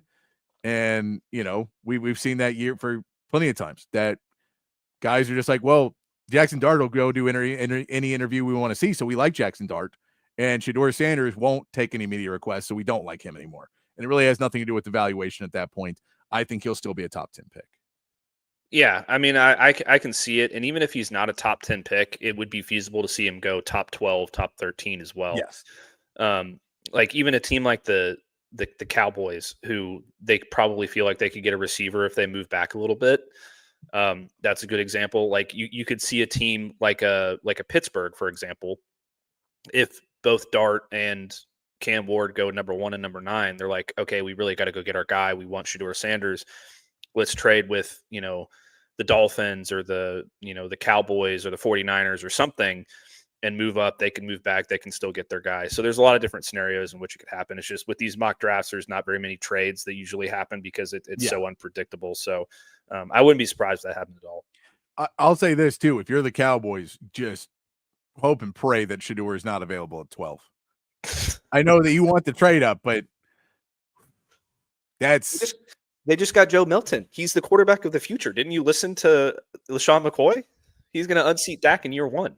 I'm just saying. I'd be a bit worried. I'd be a bit worried if I was a Cowboys fan and Shedeur was still on that board at 12 that Jerry Jones doesn't want to come out there and make a statement, and he'll say, well, we think we just got the best quarterback in the draft at 12, and we're open for business now, and that's our future quarterback, and we'll figure it out from there. But it would not surprise me one bit. And then trying to offer Dak Prescott in some bonehead crazy trade that won't work because of salaries. But I can believe all of those things are realities that could happen for the Cowboys. I did love Albert Breer. We saw Clarence Hill post a thing with Jerry Jones with Matthew Golden doing a top 30 meeting. And Albert Breer was like, you got to hand it to him. He could be off doing whatever else, but he's here doing the jobs of a general manager. And everyone's response was like, cool, we don't want him to. Go send him off on the yacht. Hire someone else to do this. He doesn't get credit for doing the job that nobody wants him to be doing. You don't get credit for poorly doing the job that you demand that you have to have. My favorite response that I saw to that was breaking news: guy doing his job. More at 11. It's like, yeah, he makes himself that. Yes, he could be doing anything else, but instead he's ruining his own franchise. So yeah, I don't think Albert Breer got necessarily the response he thought he was going to get for supporting, trying to fight ageism. I think is what that post was like. At 82, he could do anything, but he wants to work. And you're like, yeah, I get it. Retire, go away. We're all fine with that. Everybody's fine. It passed you by, man, and you didn't have it to begin with. We'll go at number 11 in this mock draft, Todd McShay's new mock draft that came out this morning. As a 49ers taking Will Johnson. So your first cornerback is off the board. I know Travis Hunter is a cornerback wide receiver. I get that. But he counts as his own anomaly. So this is Will Johnson is really the one you're in comparison with Jahdae Barron, is which one of those guys goes first. And so I'm looking at those. That's what I'm saying. The tackles as well, because of Kelvin Banks, where you see tackles. Is there a run on tackles? Do people feel we got to go get our guy, and Kelvin Banks moves up a little bit that way? But Will Johnson going to San Francisco. I think Jahdae Barron is very much in play for that one as well, for San Francisco, because of his versatility. It really depends on what their grades are and if they feel Will Johnson just has that much higher of a ceiling overall. But I think that Jahdae Barron would be very much in play there. And then Dallas, he has McMillan going there. So your first real just standout wide receiver going to the Cowboys, and they're taking McMillan. Not a huge surprise there. I'm always, again, we'll say, pray that Shadour's not there at 12. But I like, it's Jerry, so you never really know. But if Shadour's there, I'd say 20% chance they take Shador. It'll be the same as the Johnny Manziel conversation. He'll want to take him because he wants Deion. He wants, the whole point was the article or someone reported that the Deion Sanders as the head coach the conversations happened, but it was only going to work if Shador was the quarterback, and they didn't want to trade up to go get Shador. Well, all that opens right back up if Shador becomes available at 12. So who knows? And then I also really think they could go offensive line here, just because Jerry is that old school theory of, what do you go? You build on the offensive and defensive line. The offensive line wasn't good enough last year, so we're going to go out and do that, which I agree you need to draft offensive linemen, but you don't need to do it here when you have the ability to get your pick of wide receiver, somebody that can go help you and just create something. I also don't like the Amari Hampton pick. We've seen some, but I think wide receiver, especially if no one else is taking one by the time you get to 12, you've got your free pick and you've got to take it there. Yeah, absolutely. And what McShay says here is pretty interesting as well. It makes me believe that they're looking at McMillan more than they are at Golden. Is he's hearing, let me read it exactly so I don't screw this up. He's saying he has Matthew Golden graded higher, but he's hearing buzz about the Cowboys interested in McMillan, and that he pairs really well with CeeDee Lamb. But the fact that he's hearing buzz around the Cowboys and McMillan kind of leads you to believe that, and he's got connections in league circles when it comes to drafts, especially. So it would not surprise me whatsoever, just based on hearing that McMillan ends up being the pick. And either if they go with McMillan or they go with Golden, either one's going to work out great. McMillan does things that Golden can't. I think Golden does a lot more things that McMillan can't, but that's just me. Either one would be a great pick, though. Let's put it this way. I think the way he stated in there, which was they have interest in the 6'4", 219-pound wideout. That is a Jerry Jones type of statement. Well, one guy's 6'4" and one guy's 6 foot. I'm taking the 6'4" guy. He's a better player. Well, yeah, that could be the case, but also the Cowboys have had zero red zone threat over the last few years, so that could be another reason that he's kind of pointing that out, is because it's a very, very big need, and it's been a very big issue for them over the last couple of years. So if you can find a Mike Evans type who can just out jump and out catch everybody in the red zone, then that's probably a direction you want to at least look at. Yeah, you should have gotten Mike Evans. Probably. You should have just got him last season, and it would have helped you a lot last season when he was somewhat available, because I know there was a lot of talk about the Texans getting him last season, and then they ended up going back to Tampa Bay. But no, I mean, that would have been, I would have said that would probably have been the smart move, is go get him. But, or Derrick Henry. Or Derrick, well, both. Should have gone to go get both. And then, You would have Cooper Rush. We keep hearing much better than Dak Prescott. So he would have won a lot of games. Yeah. Then we'll scroll down a little bit further in this mock draft. He does have a trade right here. He has the Browns trading up to 15 for Shedeur Sanders. So the Browns still do get their guy at the quarterback position. They pair up Travis Hunter and Shedeur Sanders, which would be the funniest thing I think imaginable for Deion Sanders to have the whole I'm not letting my guys go to a team. And then we all just assume the number one person of that is the Browns, right? That's, of course, the number one team that you wouldn't want to go to. And then to have both of these guys end up there would be hilarious. I think someone will trade up and get Shedeur. I think it'll be before pick 15. And I don't think that it's necessarily going to be the Browns. I would assume that the Giants maybe be a bit more on that. I also think that once Jackson Dart's gone, that Shedeur Sanders sweepstake becomes a lot bigger because the difference between Shedeur Sanders and anybody else on that list feels pretty wide right now. What you're going to be able to pull off. So, Shedeur Sanders is probably the only quarterback that you think could start in year one. I don't know week one, but year one. I think Shedeur is probably the main guy that you think could be an actual starter in the NFL. So I will see there. Number 16, he has Matthew Golden going to the Cardinals, picking up steam there. And I'll throw in 18, Kelvin Banks, Seattle, picking up steam on that one as well.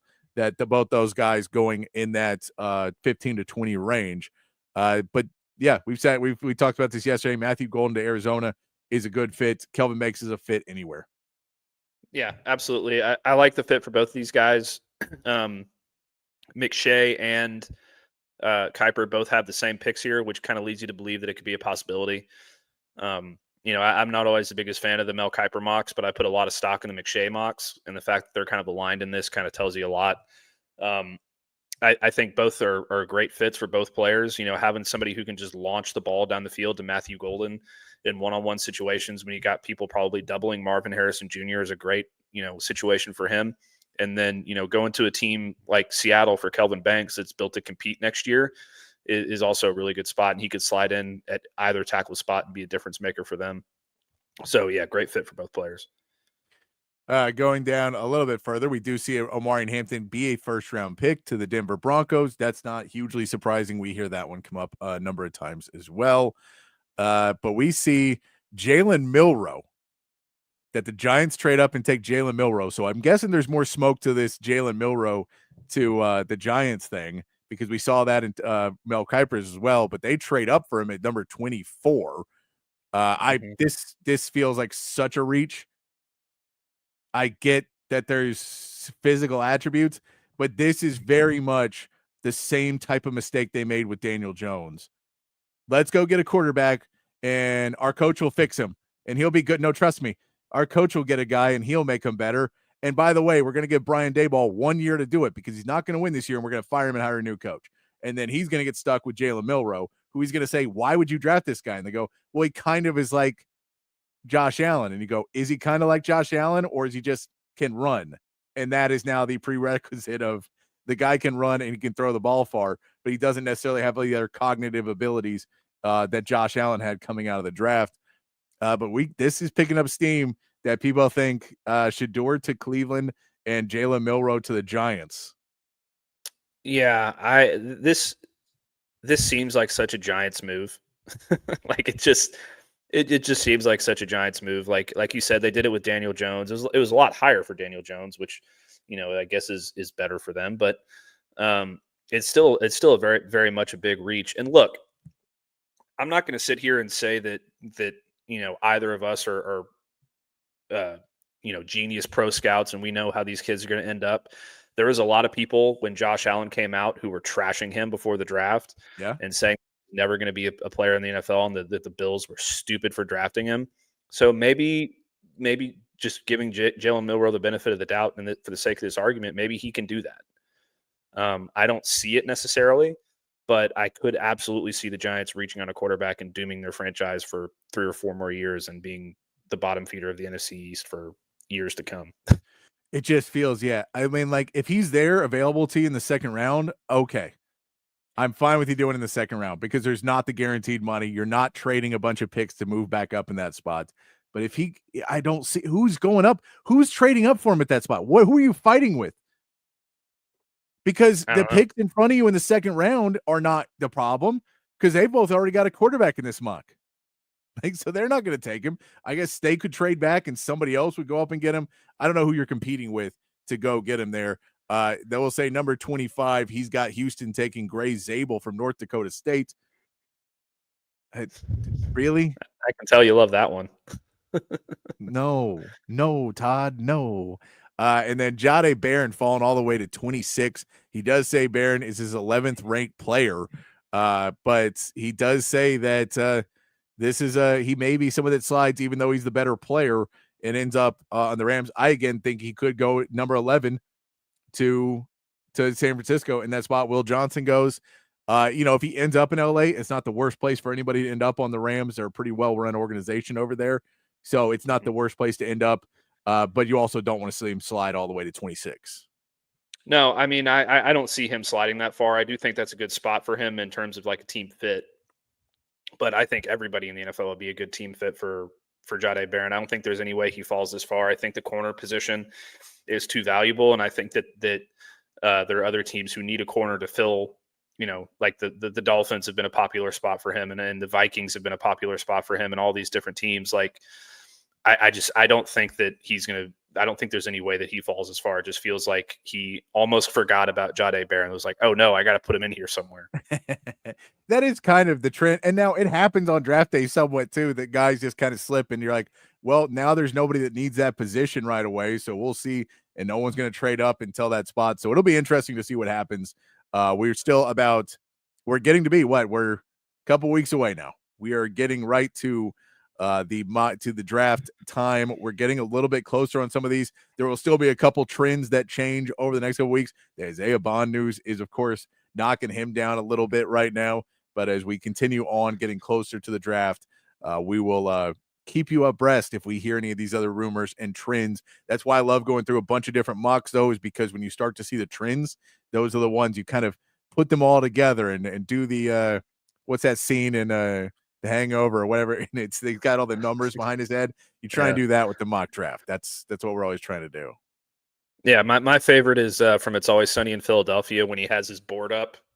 Oh, in the mailroom. Pepe, who's it? Pepe. No, Pepe Silvio doesn't exist. Yes, he does. He's been looking for his mail. All right, we're going to take a quick break. We'll come back and wrap it up. Matt will give you the update on the Masters scores, and apparently Rory McIlroy's out of the tournament already. He's lost, so he's going to pack it up and go home too with Jordan Spieth. But we'll get to all that. We'll do that, and then our meathead of the day as well as we come back here on Open Gym on Texas Sports Unfiltered. Hi, I'm Hayden Covert.